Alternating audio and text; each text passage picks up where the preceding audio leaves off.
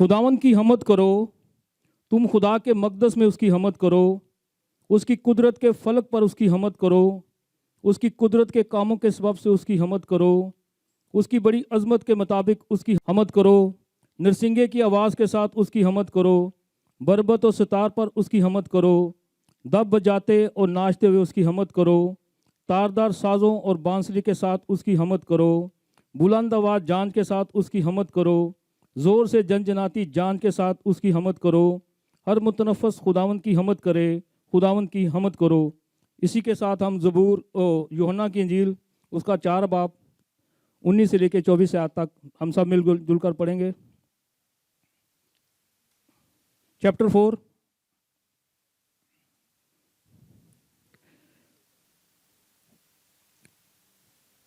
खुदावन के कलाम में यूँ लिखा है, औरत ने उससे कहा, ए खुदावन, मुझे मालूम होता है कि तू नबी है।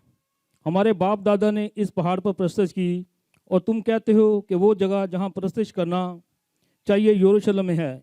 यीशु ने उससे कहा, ए औरत, मेरी बात का यकीन कर कि वो वक्त आता है कि तुम ना तो इस पहाड़ पर बाप की परस्तिश करोगे और ना यरूशलेम में। तुम जिसे नहीं जानते उसकी परस्तिश करते हो, हम जिसे जानते हैं उसकी परस्तिश करते हैं, क्योंकि नजात यहूदियों में से है। मगर वो वक्त आता है, बल्कि अब ही है कि सच्चे परस्तार बाप की परस्तिश रूह और सच्चाई से करेंगे, क्योंकि बाप अपने लिए ऐसे ही परस्तार ढूंढता है। खुदा रूह है और ज़रूर है कि उसके परस्तार रूह और सच्चाई से परस्तिश करें। खुदा उनके पाक कलाम के पढ़े और सुने जाने पर खुदा उनकी बड़ी बरकत हो। हम सब अपनी आंखों को बंद करेंगे, अपने सरों को झुकाएंगे और चंद लम्हात हम दुआ में गुजारेंगे। खुदावन जो अपने वादों का सच्चा खुदा है, वो अपने वादे के मुताबिक यहाँ पर मौजूद है, क्योंकि वो फरमाता है, जहाँ 2 या 3 मेरे नाम से जमा होंगे मैं उनके बीच में मौजूद हूँ। खुदावन ने अपना तख्त यहाँ पर लगाया हुआ है। Thanks Lord, hallelujah hallelujah, bless Jesus bless Jesus bless Jesus, hallelujah hallelujah hallelujah hallelujah hallelujah. आसमान और ज़मीन के खालिक और मालिक और मसीह यीशु में हमारे नहायत बुजुर्ग आसमानी बाप, दिल की गहराइयों से आपके नाम का शुक्र, आपके नाम की तारीफ़ करते हैं आज के दिन के लिए जो आपने हम सबको बख्श दिया कि हम आपके घर में आकर आपकी परस्तिश उस तौर पर कर सके जिस तौर पर आपके कलाम में लिखा हुआ है। आप जो अपने वादों के सच्चे खुदा हैं और आपके जितने वादे वो सब हाँ और आमीन के साथ हैं। आप ना इंसान है कि झूठ बोलें और ना आप आदमजाद हैं कि अपने इरादों को बदलें, बल्कि आप जो कुछ फरमाते हैं उसे पूरा करने की कुदरत भी रखते हैं। आप आसमानों के आसमान में समा नहीं सकते, आप पानी को अपने चुल्लू में नाप लेते हैं, और आप जो कहर करने में दी में शफ़क़त व रास्ते में गनी खुदा हैं, और आपकी वफ़ादारी पुश्त दर पुश्त रहती है। गो के इंसान आपसे बेवफाई कर गुजरता है, आपसे दूर चला जाता है, मगर आप फिर भी उसका इंतज़ार करते हैं, और जब वो पलट कर पशेमान होकर शर्मिंदा होकर आपके पास आता है, माफ़ी मांगता है, इकरार करता है कि मुझसे गलती और गुनाह हुआ है, तो आप जो मुआफ़ करने में सच्चे और आदल हैं, आप उसे मुआफ़ कर देते हैं और उसे अपने गले से लगा लेते हैं। इसके लिए जितना भी हम आपके नाम का शुक्र अदा करें वो कम है। ऐ खुदा, अपने बेटे यीशु मसीह नासी के नाम के सिले से आपने हमें ये हक बख्शा हुआ है कि हम दिलेरी के साथ आपके फजल के तख्त के सामने आकर आपको बाप यानी अब्बा कहकर पुकार सकें। किसी और उम्मत को, किसी और कबीले को ये हक हासिल नहीं कि वो अपने मबूद को अपना खालिस बाप यानी अब्बा कहकर पुकार सके। ये सिर्फ प्यारे खुदा आपने उन लोगों को यह हक बख्शा है जो आपके बेटे के खून खरीदे हुए लोग हैं, जिन्होंने ईमान कलाम को सुनकर ईमान लाकर तौबा की हुई है। वही खुदा आपको बाप यानी अब्बा कहकर पुकार सकते हैं। ए खुदा अपने आसमान को इस वक्त हमारे लिए खोल, अपने पुरफजल हाथ को हम सब के ऊपर बढ़ा, हमें छू पाक वो साफ़ कर दे, सोचो ख्यालात को पाक वो साफ़ कर, ताकि हम आपके नाम के शाना शाना आपकी हमद के गीत गा सकें, आपकी परस्तिश कर सकें और यीशु मसीह नासी के नाम को जलाल दे सके जो कि जलाल का बादशाह है। अपने बेटे के उस खून के वसीले से जो आपके बेटे ने आज से 2000 साल पहले तमाम बनी इंसान के लिए बहा दिया, हम सबको खुदा धोकर पाक व साफ़ कर दे, ताकि हम पर उस खून के वसीले से धुल कर पाक व साफ रहकर आपके बेटे यीशु मसीह नासी के खुदा कद के अंदाज तक पहुँच सकें, उसकी लंबाई चढ़ाई और गहराई को जान सकें। खुदा अपने बेटे के नाम के वसीले से अपने पाक रूह से हम सबको ममूर कर, ताकि हम इस वक्त आपके पाक रूह से ममूर होकर खुदा बरे की तारीफ़ कर सकें, यीशु के नाम की प्यार खुदा जय जयकार कर सकें और आपके नाम को ऊंचा उठा सकें। हम सबको खुदा एक रूह में बांधना, युगानगत की रूह बख्श देना, ताकि जब हम मिलजुल कर गाते बजाते हैं ये घर आपकी हजूरी से भर जाए, आपका अबर यहाँ पर ठहर जाए और हम प्यारे खुदावन जी आपके नाम की प्यारे खुदा की बड़ाई कर सकें। जो लोग आ चुके हैं उनके लिए शुक्रगुजारी की दुआ करता हूँ। जो रास्ते में हैं उनके लिए भी खुदा मिन्नत करता हूँ कि सलामती के साथ उन्हें भी अपने घर में लेके आ, ताकि वो भी खुदा उन पर खुदा जल्द जल्द आपके घर में आकर हमारे साथ मिलजुल कर आपकी हमत के गीत गा सकें, आपकी प्रस्तुत कर सकें। हमारे गलों को, हाथों को, साज़ों को, गीतों ज़बूरों को मसा करना, ताकि प्यारे खुदा जी हम प्यारे खुदा जी आपके नाम की बड़ाई, प्यारे खुदा आपके नाम की प्यारे खुदा जी तम शान के मुताबिक कर सके। खुदा पा खुदा हम सब के साथ होना, हम सब की बड़ी मदद रहनुमाई करना। ये सब कुछ मांग लेते हैं आपके प्यारे बेटे खुदा यीशु मसीह नासी के नाम के वसीला से, आमीन। हालेलुया। आए हम सब खुदा की हमदो सताइश में आगे बढ़ेंगे और ज़बूर गाएंगे 66। सारे लोगों साडे रब नू धन धन आके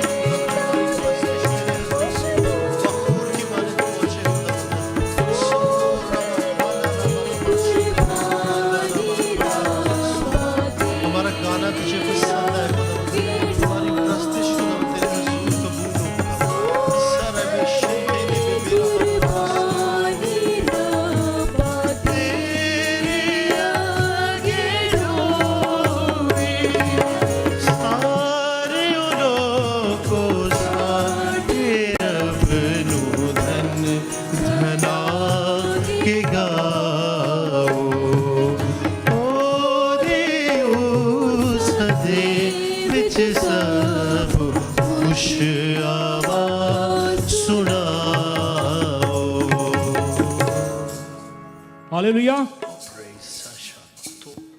खुदावन के कलाम में लिखा है, अगर तुम में कोई मुसीबत ज़दा हो तो दुआ करे, अगर खुश हो तो हमद के गीत गाए।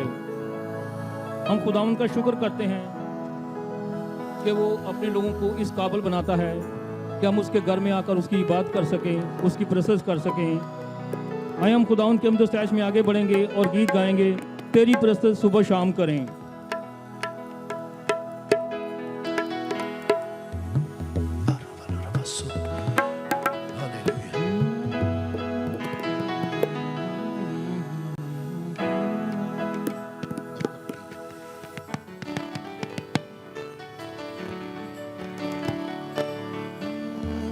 Prestige, prestige, prestige, hallelujah.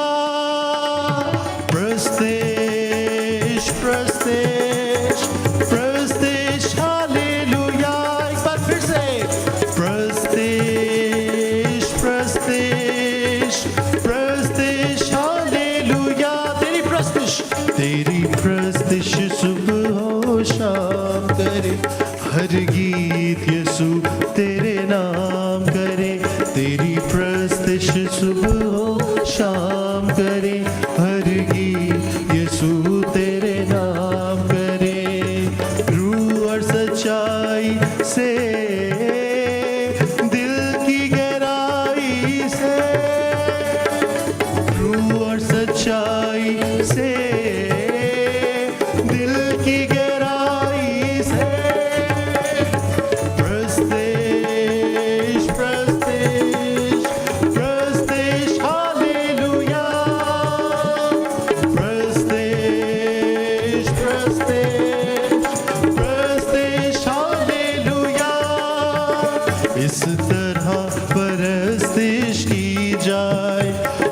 Sir तेरे आगे झुक जाए, इस तरह परस्तिश की जाए।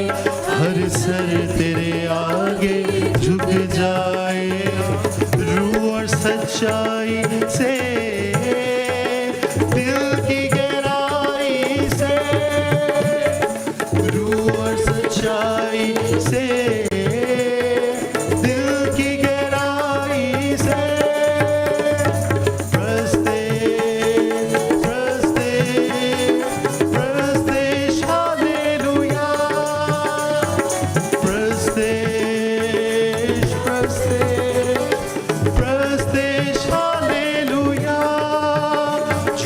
तेरी परस्तिश की जाए, तेरा तख्त वहाँ पे लग जाए। जहाँ तेरी परस्तिश की जाए, तेरा तख्त वहाँ पे लग जाए। रूह और सच्चाई से, दिल की गहराई से,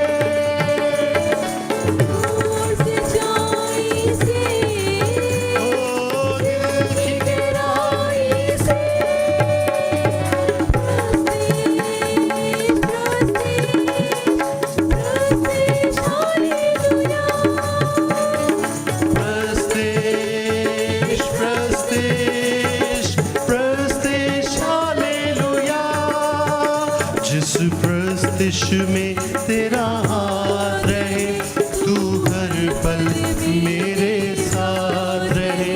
जिस प्रस्तिश में तेरा हाथ रहे, तू हर पल मेरे साथ रहे। रूह और सच्चाई से, दिल की गहराई से, रूह और सच्चाई से, दिल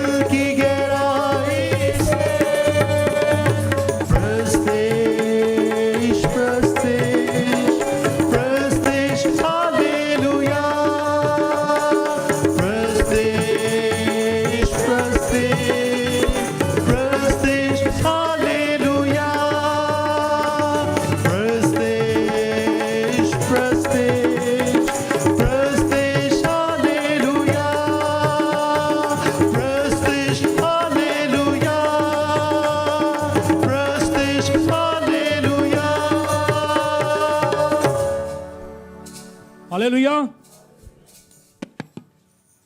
खुदावन अपने लोगों की हम्दो सना पर तख्त नशीन है। हम सबका ईमान है कि हमारा खुदावन अपने वादे के मुताबिक यहाँ पर मौजूद है और वो अपने वादों में हमेशा कायम रहता है और उसके जितने वादे हैं वो सब हाँ और आमीन के साथ हैं। आए हम इसी तरह खुदावन के हमदो सताइश में आगे बढ़ेंगे और गीत गाएंगे, तसल्ली दा चश्मा यहोवा यारी।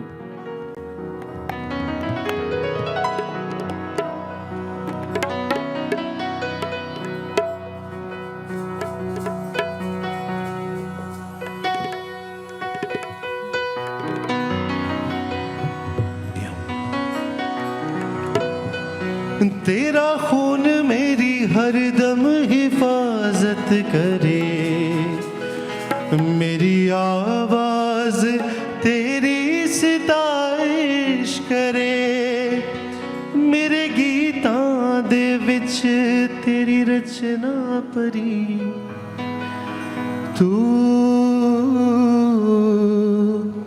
तसल्ली दा चश्मा यहोवा यारी, तू तसल्ली दा चश्मा यहोवा यारी, तू तसल्ली दा चश्मा यहोवा यारी, तू तसल्ली दा चश्मा यहोवा यारी, तू तसल्ली दा चश्मा यहोवा यारी। मैं जद भी पुकारा, मैं जद भी पुकारा, मैं जद भी पुकारा, मैं जद भी पुकारा, तू सुनदा मेरी, तू तसल्ली दा चश्मा यहोवा यारी, तू तसल्ली दा चश्मा यहोवा यारी। जेड़ा रोगी तेरे कोल एक बारी आ गया, वो बीमारियां तो छुट के रिहाई पा गया,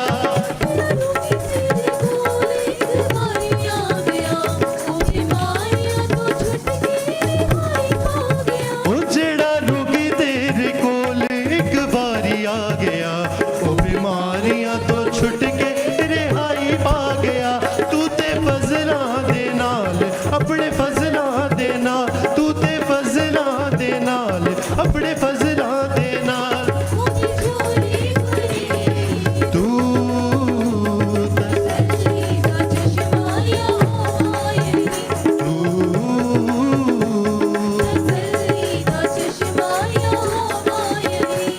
मैं जद भी पुकारा, मैं जद भी पुकारा, तू सुनदा मेरी, तू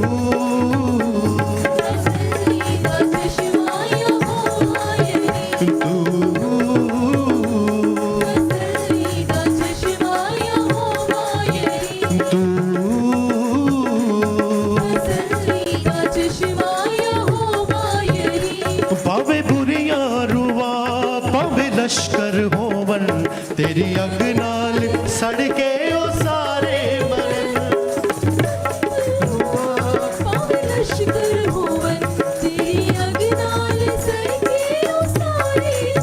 ओ पावे बुरियां रुआ, पावे लश्कर होवन, तेरी अग नाल सड़ के ओ सारे मरन, कर देंदे ए तबाह, कर देंदी ए तबाह, तेरी अग दी छड़ी,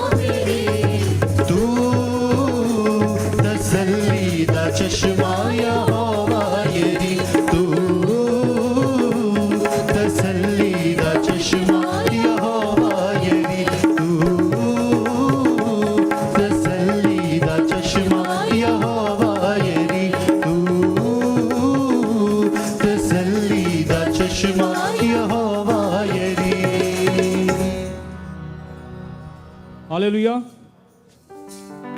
हमारा खुदावन जो अपने लोगों को कभी भी मायूस नहीं होने देता। जब जब भी खुदा के लोगों ने उसको पुकारा है, खुदा ने उनकी सुनी है और उन्हें दुखों से रहाई बख्शी, उन्हें असीरी से रहाई बख्शी। आज भी हमारा खुदावन अपने लोगों की सुनता है और उनकी बीमारियों से उनको रहाई देता है, उनके दुखों से उनको छुड़ाता है और अपने बेटे के पीछे चलने की कुव्वत बख्श देता है। आए हम इस तरह खुदावन की हम दोस्त में आगे बढ़ते हुए गीत गाएंगे। जलाल हो जलाल, मेरी जिंदगी में तेरा जलाल हो। हालेलुया।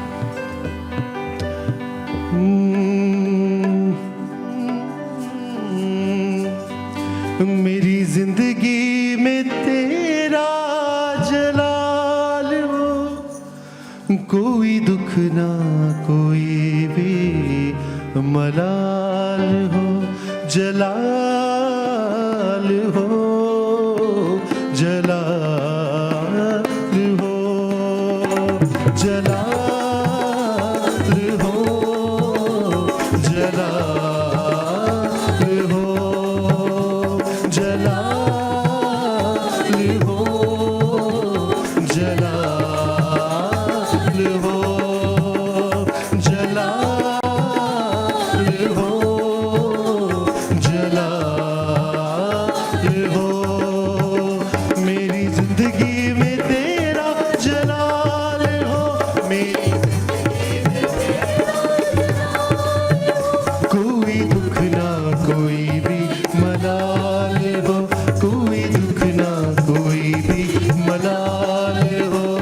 जलाल हो जलाल हो जलाल हो जलाल हो।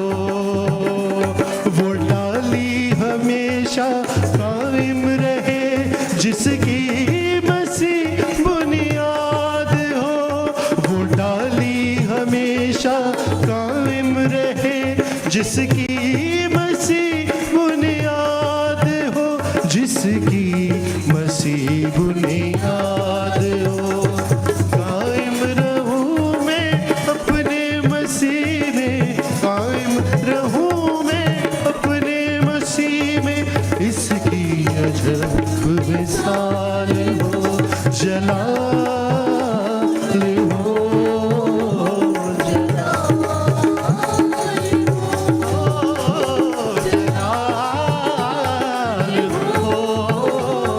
जलाल हो जलाल हो।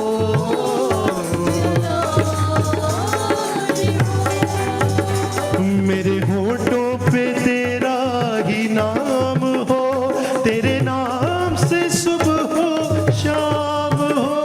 मेरे होठों पे तेरा ही नाम हो, तेरे नाम से सुबह हो शाम हो, तेरे नाम से सुबह हो शाम हो। अब तेरा ही मुझको ख्याल हो, अब तेरा ही मुझको ख्याल हो। कोई दुख ना कोई भी मलाल हो, कोई दुख ना कोई भी मलाल। जलाल जलाल हो जलाल हो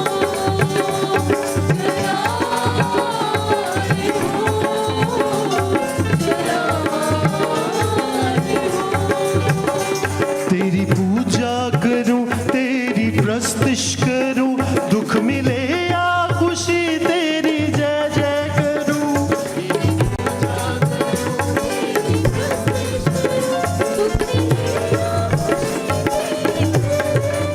ओ तेरी पूजा करूं, तेरी प्रस्तुति करूं, दुख मिले या खुशी तेरी जय जय करूं।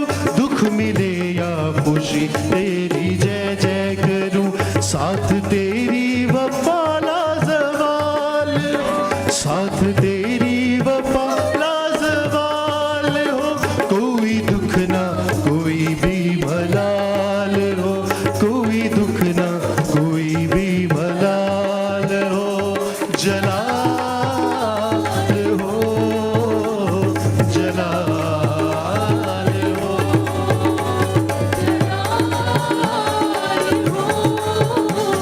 जलाल। मेरी जिंदगी में तेरा जलाल हो, मेरी जिंदगी में तेरा जलाल हो। कोई दुख ना कोई भी मलाल हो, कोई दुख ना कोई भी जलाल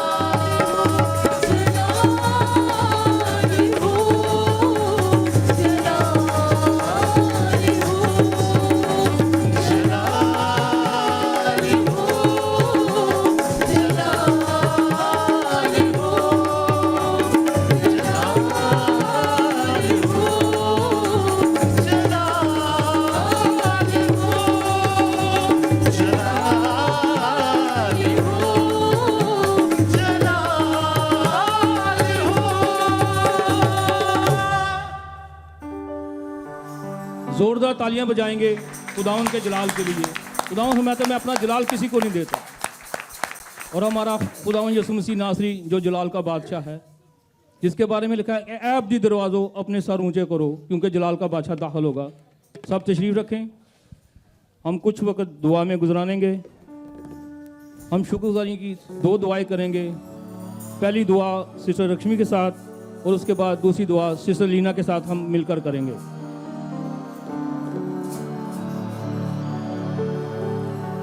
हालेलुया, हालेलुया, हालेलुया। सर्वशक्तिमान पिता परमेश्वर, सच्चे जिंदा ज़मीन आसमान के खालिक और मालिक, दिल की गहराइयों से आपका शुक्र करती हूँ आसमानी बाप। शुक्रगुजारी से भरा हुआ दिल लेकर आपके हुजूर में झुकने, खुदावन यीशु के लहू के वसीला से आपके फजल वाले तक के सामने झुकती हूँ, आपको सजदा करती हूँ। खुदावंद आप ही तमाम तर सजदों के लायक परमेश्वर, आप हमारे खालिक और मालिक हैं। आप ही ज़मीन आसमान के बनाने वाले हमारे सामर्थी खुदा हैं प्रभु जी। दिल की गहराइयों से आपका शुक्र करती हूँ खुदावंद, बीते वक्त में संभाला, बड़ी आशीष और बरकत दी, एक बार फिर अपने हजूर में इकट्ठे होने का फजल अता किया। खुदावंद आपका शुक्र, आपका धन्यवाद करती हूँ, आपकी तारीफ, आपकी जयकार करती हूँ खुदावंद, उस बेइंतहा मोहब्बत के लिए जो आपने हम सबसे की खुदावंद। जबकि हम गुनाहगार थे तो आपने हमसे ऐसी मोहब्बत की कि हमारे लिए अपने इकलौते पुत्र प्रभु यीशु मसीह को दे दिया, ताकि जो कोई उस पर ईमान लाए वह हलाक ना बल्कि सदा की ज़िंदगी पाए। यीशु जी आप इस ज़िंदगी देने वाले परमेश्वर, आप हमारे लिए अपने तख्तो जलाल को छोड़कर इस दुनिया में आए, हमारे लिए मारे गए, गाड़े गए, तीसरे दिन मुर्दों में से जी उठे और जल्दी अपने वादा के मुताबिक हमें लेने के वास्ते आने वाले प्रभु जी आपका धन्यवाद करती हूँ कि आपने हमारे लिए अपने पवित्र लहू की एक एक बूंद को बहा दिया खुदावंद, हमारी खातिर खुदावंद। अपने सर पर कांटों का ताज पहना, अपने हाथों पैरों में कीले ठुकवाए खुदावंद, और विश्वास रखते खुदावंद आप ही के कोड़े खाने से हमने शिफा पाई। यीशु जी आपने हमारा फिदिया दिया खुदावंद, आपने हमें गुनाह से, शैतान से, मौत से आज़ाद किया खुदावंद। खुदा हमें अपने साथ आसमानी बादशाहत में शामिल होने का फजल अता किया। यीशु जी आपका शुक्र करते हैं, आपने पिता से हमारा मेल करा दिया खुदावंद। आपका धन्यवाद करती हूँ सच्चे और अच्छे मददगार उस पाक रूह के लिए जो आपने हमें दिया। खुदा पाक रूह आपके बगैर हम कुछ नहीं प्रभु जी, आप ही हमें चलाने वाले, हमें बढ़ाने वाले परमेश्वर खुदावंद। हम में तो कोई खूबी, कोई लियाकत नहीं प्रभु जी, हम खुदावंद खुदा मिट्टी हैं प्रभु जी। हमें उठाइए खुदा बाप, अपने लिए आदर और महिमा का बर्तन बनाकर अपने कामों के लिए इस्तेमाल कीजिए खुदावंद। हमारी ज़िंदगी की बदियों, बुराइयों को, कमी कमजोरियों को यीशु के लहू से धोकर हमें पाक साफ करो, अपने पवित्र आत्मा से भरो, ताकि रूह और सच्चाई से आपकी इबादत करने वाले हों खुदावंद। खुदा प्रभु जी आज की सारी मीटिंग को आपके हाथों में देते खुदावंद, अपने खुदावंद पाक रूह की गाइडेंस के अनुसार चलाना, बड़ी आशीष और बरकत देना खुदावंद। आज की परस्तिश के वसीला से हमारे जुए बंधन टूटे खुदावंद, हम और ज़्यादा आपके करीब आए खुदावंद। हमें अपने रूह के नए और ताज़ा मसा से भरना खुदावंद। खुदा आप हमारे दिलों को जानते खुदावंद, हमें अपने और करीब आने का फजल अता करो खुदावंद। बाकी वक्त को आपके हाथों में देती हूँ, सारी प्रार्थना को यीशु के नाम से मांगती और पा लेती हूँ, आमीन।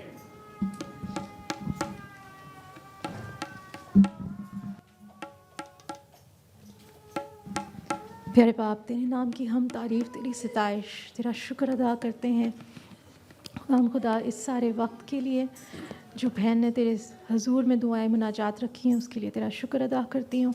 और बस खुदा तुझसे यही मिन्नत करती हूँ कि अब जब कलाम भी सुने तो हमारे कानों को अपना शिनवा बनवाना खुदा, हमारे दिलों को तैयार करना, हमें सबको इस बात की तौफीक देना कि आज जिस कंडीशन में हम आए थे उस कंडीशन में वापस ना जाएं। हम तेरे हजूर में अपने आप को तैयार करते हैं हम तुझसे मिन्नत करते हैं खुदा, ताकि जो जो हमारी ज़रूरत है कलाम के मुताबिक आज वो पूरी हो, इस परस्तिश के थ्रू वो पूरी हो खुदा यीशु जी। जो जो हमारे अंदर कमी कमज़ोरियाँ हैं खुदा तू आज हमें दिखा, हमें तौफीक दे कि अपनी सलीब उठा के तेरे पीछे चल सकें खुदा। उन सारे लोगों के लिए मैं ख़ास तौर पे मिन्नत करती हूँ जो कि बीमार हैं किसी भी तरह से खुदा, उनकी सेहत के अंदर जो भी कमी पेशी है खुदा, उन सब के लिए, अपने तमाम बहन भाइयों के लिए शिफ़ा की मिन्नत करती हूँ कि अपना लहू जो तूने हमारी शिफ़ा के लिए बहाया है खुदा यीशु जी, उन सब के ऊपर अपना लहू अंडेल के सर से पाँव तक खुदा उन सबको शिफ़ा बख्श दे। जितने भी बहन भाई आज इस वजह से नहीं आ सके कि वो बीमार हैं या किसी भी वजह से खुदा कमज़ोर या किसी भी प्रॉब्लम में है, तो खुदा उनकी मुसीबतों के ऊपर तो उनको कादिर आने का फ़ज़ल बख्श दे। ख़ास तौर पे मिन्नत करती हूँ अपने पादरी साहब के लिए, जबकि वो ट्रैवल कर रहे हैं। मिन्नत करती हूँ कि तू भाई के साथ हो ना खुदा, उनकी सर से लेके पाँव तक तेरे खून में छुपाते हैं, उनके आने जाने में तेरी बरकत हो, तेरे फरिश्ते उनके निगहबान ठहरें। जो भी काम वो पाकिस्तान में करते हैं खुदा तेरा बरकत वाला हाथ उनके ऊपर बढ़ा रहे, सारे इंतज़ामात में उनके साथ हो खुदा। जिस तरह से खैर खैरियत से तूने लेकर गया है, इसी तरह खैर खैरियत से अपने बंदा को वापस लेकर आना। अपनी कलीसिया के ऊपर बड़ा भारी फजल कर खुदा, इस कलीसिया को जलाल वाली कलीसिया बनाना खुदा यीशु जी।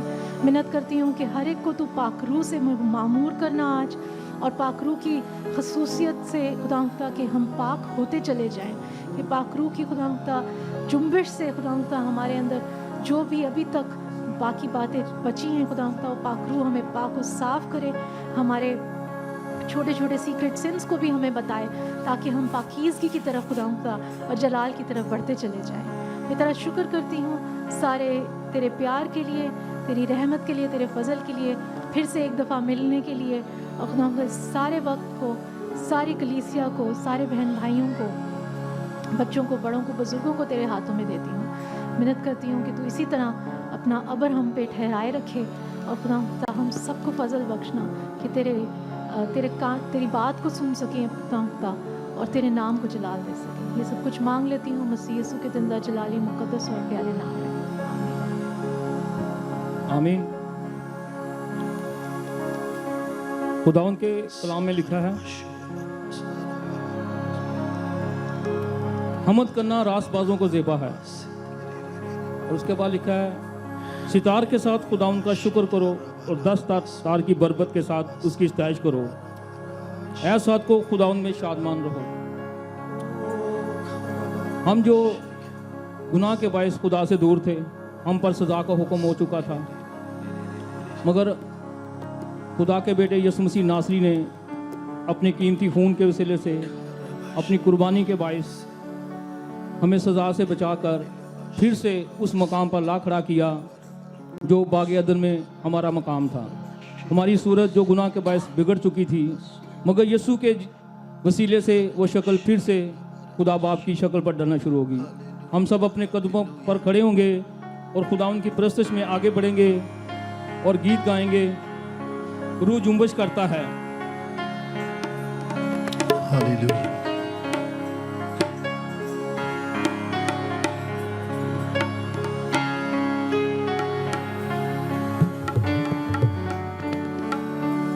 हालेलुया। आए हम सब अपने दिल की ज़मीनों को तैयार करें और प्रस्तिश के हिस्सा में दाखिल होने के लिए अपने आप को हर चीज़ से अलग कीजिए। अगर कोई सोच है, अगर कोई ख्याल है, आप कुछ और देख रहे हैं, तो मैं चाहता हूँ कि आप अपनी आंखों को बंद कर सकते हैं। जहाँ खुदा का रूह है वहाँ आज़ादी है। आज़ादी को महसूस करें। हालेलुया। जैसे खुदा का रूह पानियों पे जुम्बश करता था, आज वो आपकी और मेरी दिल की ज़मीनों पे भी जुम्बश करे। हालेलुया। और वो आग जो उसने नाजिल की थी, वो हम सब के लिए तोहफा है। आज उसे मांग लें। हालेलुया। शोरा बाबा रबा से थे ना बारा बाला रबा सो पाक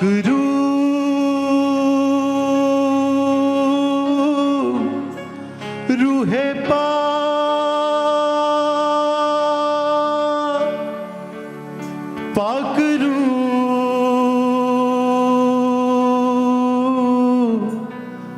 रूहे पाक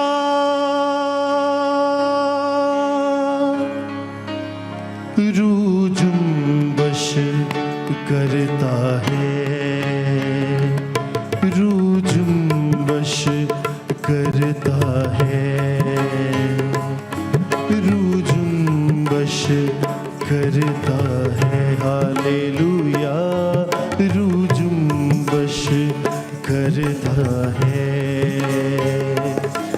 रूह जुम्बश करता है हालेलुया, रूह जुम्बश करता है। अपने ही लोगों पर, अपने ही लोगों पर रूह जुम्बश करता है, रूह जुम्बश करता है हालेलुया, रूह जुम्बश करता है। पाक रूह, रूह पाक, पाक रूह, रूह पाक, पाक रूह, रूह पाक, पाक रूह, रूह पाक, रूह गहरे भेदों को बयान करता है, रूह गहरे भेदों को बयान करता है, वो मीठी बातों को, वो मीठी बातों को मेरे दिल में बसाता है, रूह जुम्बश करता है हालेलुया, रूह जुम्बश करता है। अपने ही लोगों पर, अपने ही लोगों पर रूह जुम्बश करता है,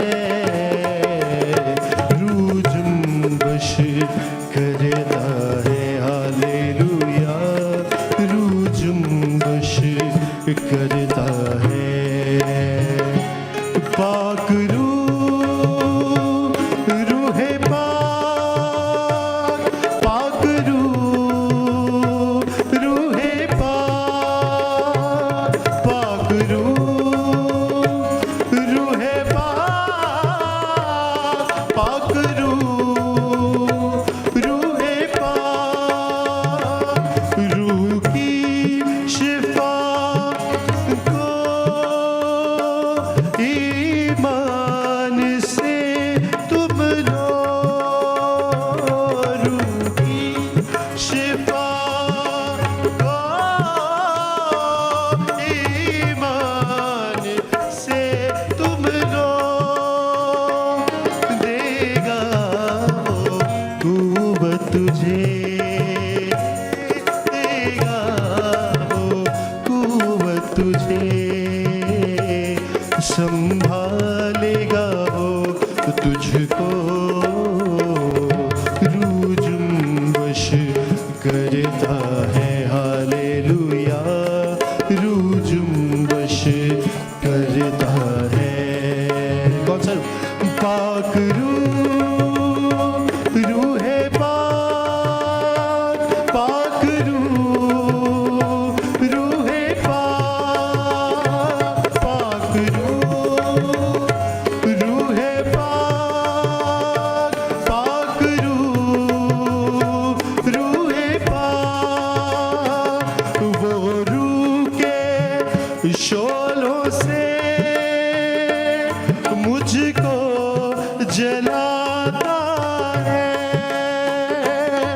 वो रूह के शोलों से मुझको जलाता है, वो पाक करता है, वो पाक करता है और साफ करता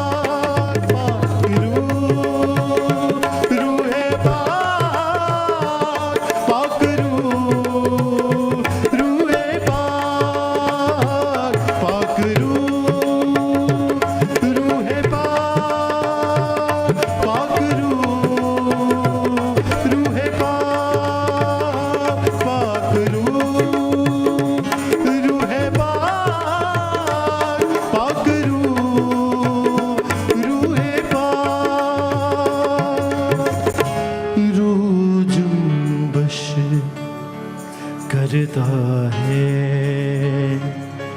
रूह जुम्बश करता है, अपने ही लोगों पर रूह जुम्बश करता है, रूह जुम्बश करता है।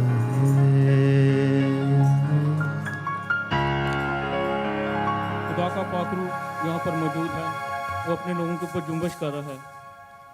इस वक्त जो भी गैर जुबान में दुआ कर सकता है वो गैर जुबान में दुआ करे, क्योंकि खुदा का पाकरू यहाँ पर मौजूद है। हम पाकरू को रंजीदा ना करें, हम अपने होंडो जुबान को खोलें और हम सब मिलकर गैर जुबान में दुआ करें। Thanks Lord, hallelujah hallelujah. अगर मन दो रो रो रो कर मत करमा हीर मन दो रो रो रो रो कर मन कर सिंदरी गरी गरी गरी गरी बर बर कर दो रो रो रो हीर मन दो रो रो रो कर मन कर सा कर संग गरी गरी गरी गरी गर बर तो कर सा कर सी कर इंदर मन दो रो रो कर सा कर सी कर संदरी का हालेलुया हालेलुया बर बर बर बर कर दो रो रो रो कर मन कर सी कर संदरी हालेलुया। तेरा शुक्र करते हैं खुदावंद, तेरे आसमान के लिए तेरे समस्या के लिए जो खुदावंद, आपने अपने लोगों के लिए खो रखा है। हालेलुया तेरी हजूरी के लिए कि तू हमारे दरमियान मौजूद है। आपके बड़े हुए हाथ के लिए शुक्रगुजारी की दुआ करते हैं। Thanks Lord, hallelujah. हम जोरदार तालियां बजाएंगे खुदा के पाक रूह के लिए।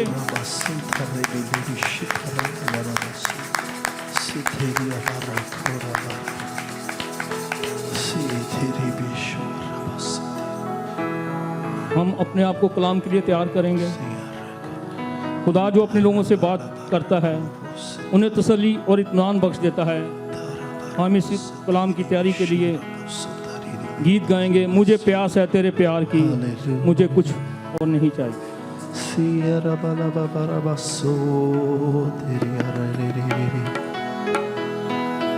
मुझको यीशु तूने दी शिफा,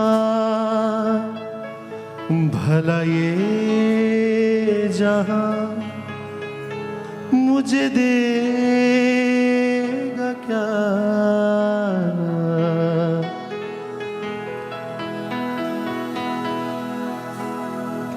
मैं रहूं तेरा तू रहे मेरा, मुझे और कुछ भी ना चाहिए। हालेलुया। ये वक्त अब इसको अपना पर्सनल वक्त समझ सकते हैं। पाक रूह के साथ आप उससे बात कर सकते हैं, आज़ादी महसूस करें, आप दुआ कर सकते हैं। हालेलुया। हमें खुदावंद तेरे बगैर, तेरे अलावा कुछ भी नहीं चाहिए। हालेलुया। हम जब तेरी बादशाही को ढूंढ लेते हैं खुदावंद तो सब कुछ हमें मिल जाता है। हम सिर्फ तुझे ढूंढते हैं खुदावंद। दुआ खुदावंद, हम अपने दिल की ज़मीन को सरेंडर करते हैं खुदावंद। हालेलुया। शकारा सिंथारे प्याला रबासोरा बसो। मुझे प्यास है तेरे प्यार की, मुझे और कुछ भी ना चाहिए। मुझे प्यास है तेरे प्यार की, मुझे और कुछ भी ना चाहिए। या मसीह मसीह या मसीह मसीह, मुझे और कुछ भी ना चाहिए। या मसीह मसीह या मसीह मसीह, मुझे और कुछ भी ना चाहिए। मेरी जिंदगी जब तमाम हो, मेरे लब पे तेरा ही नाम हो। मेरी जिंदगी जब तमाम हो, मेरे लब पे तेरा ही नाम हो। मेरी रूह जा को आराम हो, मेरी रूह जा को आराम हो। मुझे और कुछ भी ना चाहिए।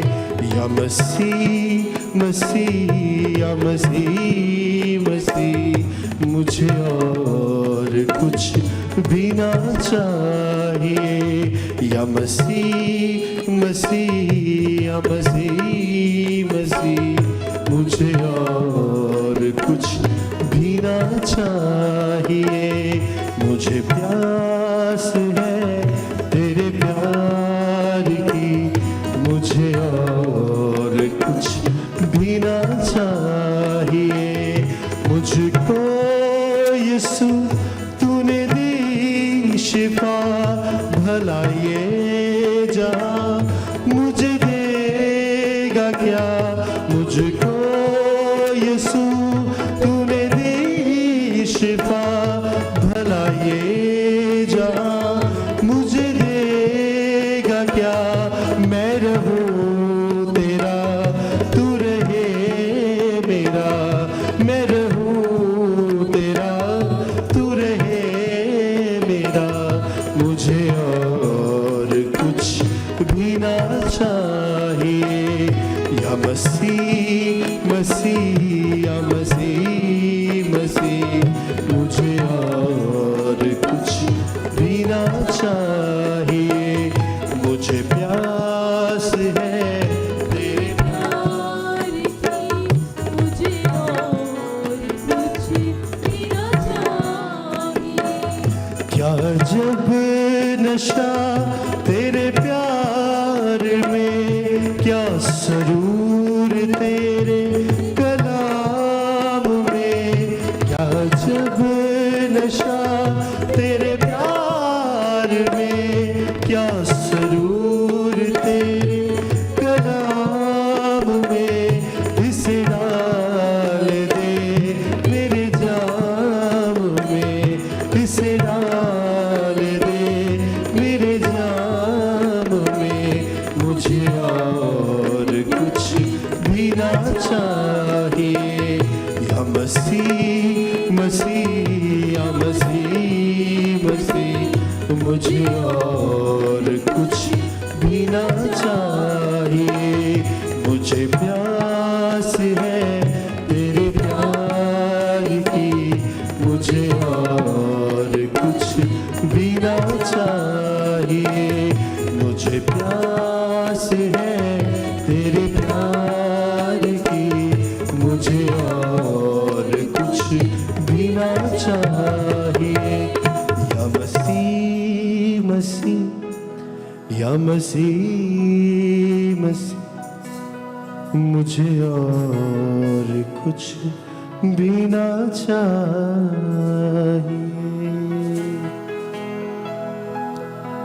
हालेलुया।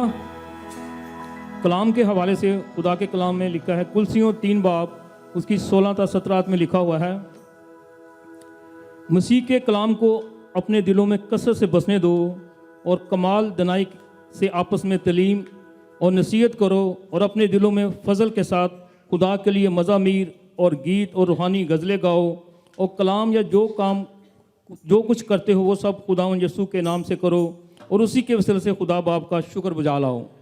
सब तशरीफ रखें।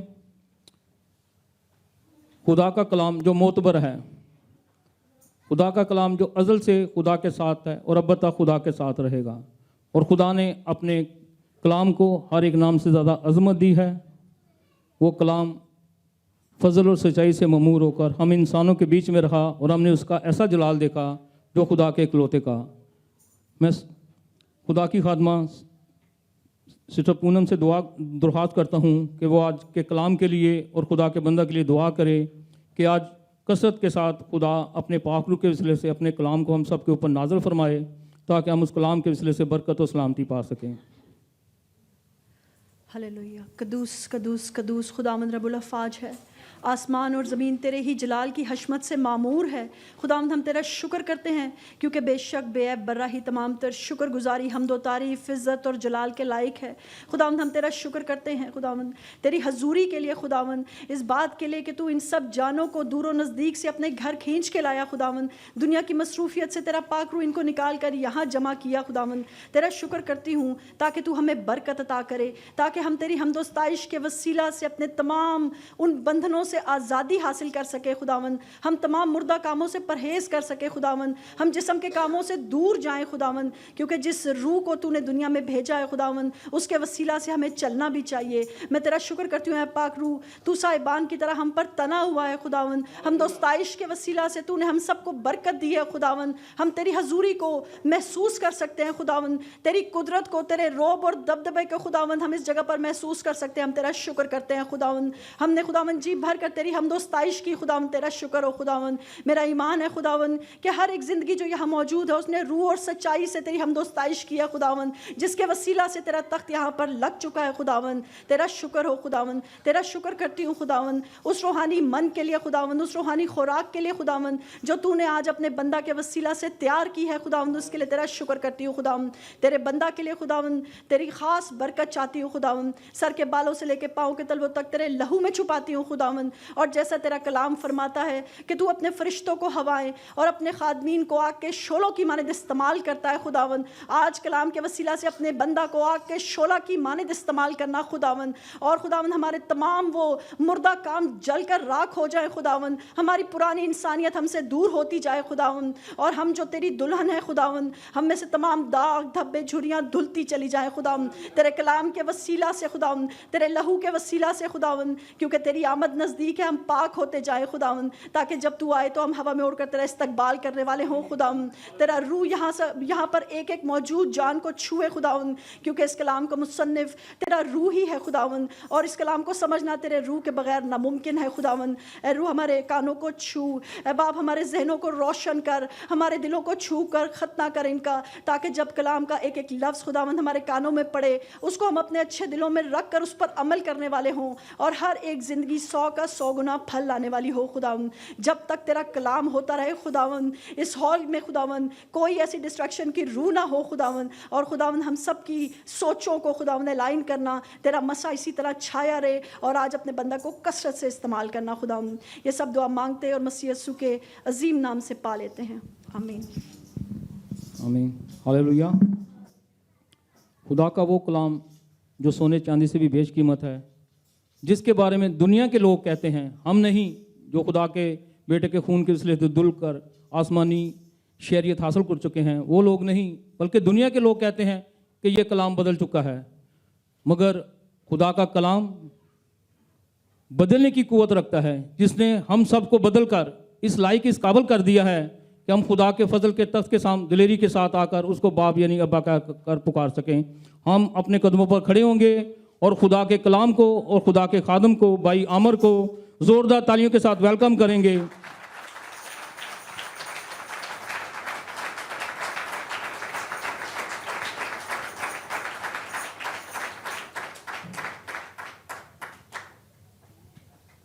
सब तशरीफ़ रखें। मसीह यीशु के कादर और जलाली नाम में आप सबकी सलामती हो। हम खुदावंद के शुक्रगुजार हैं जिसने हमें एक बार फिर वक्त दिया कि उसके हजूर में आकर उसकी इबादत और उसकी परस्तिश कर सकें, उसकी हम्दो सना कर सकें। खुदावंद के शुक्रगुजार हैं, और उसके बाद मैं अपने पास्टर जी का भी शुक्रगुजार हूँ जो इस वक्त यहाँ पर मौजूद नहीं है। जो लोग पिछले हफ्ता इबादत के लिए आए थे, पादरी साहब ने अनाउंस किया था कि वो पाकिस्तान जा रहे हैं किसी काम के सिलसिले में। हम दुआगो हैं, जैसे बहन लीना ने भी दुआ की कि खुदावंद अपने बंदा के साथ हो, और खुदावंद उन सारे कामों में जिसके लिए वो जहाँ से पाकिस्तान गए हैं, खुदावंद उन सारे कामों में अपने बंदा की रहनुमाई करे। एक बार गुजारिश करूँगा कि हम सब फिर अपने कदमों पर खड़े होंगे, और जो तालियाँ आपने मेरे लिए बजाई हैं, मैं चाहता हूँ कि हम सब मिलकर खुदा बाप, खुदा बेटे और खुदा रूल कुदस के लिए बजाएंगे।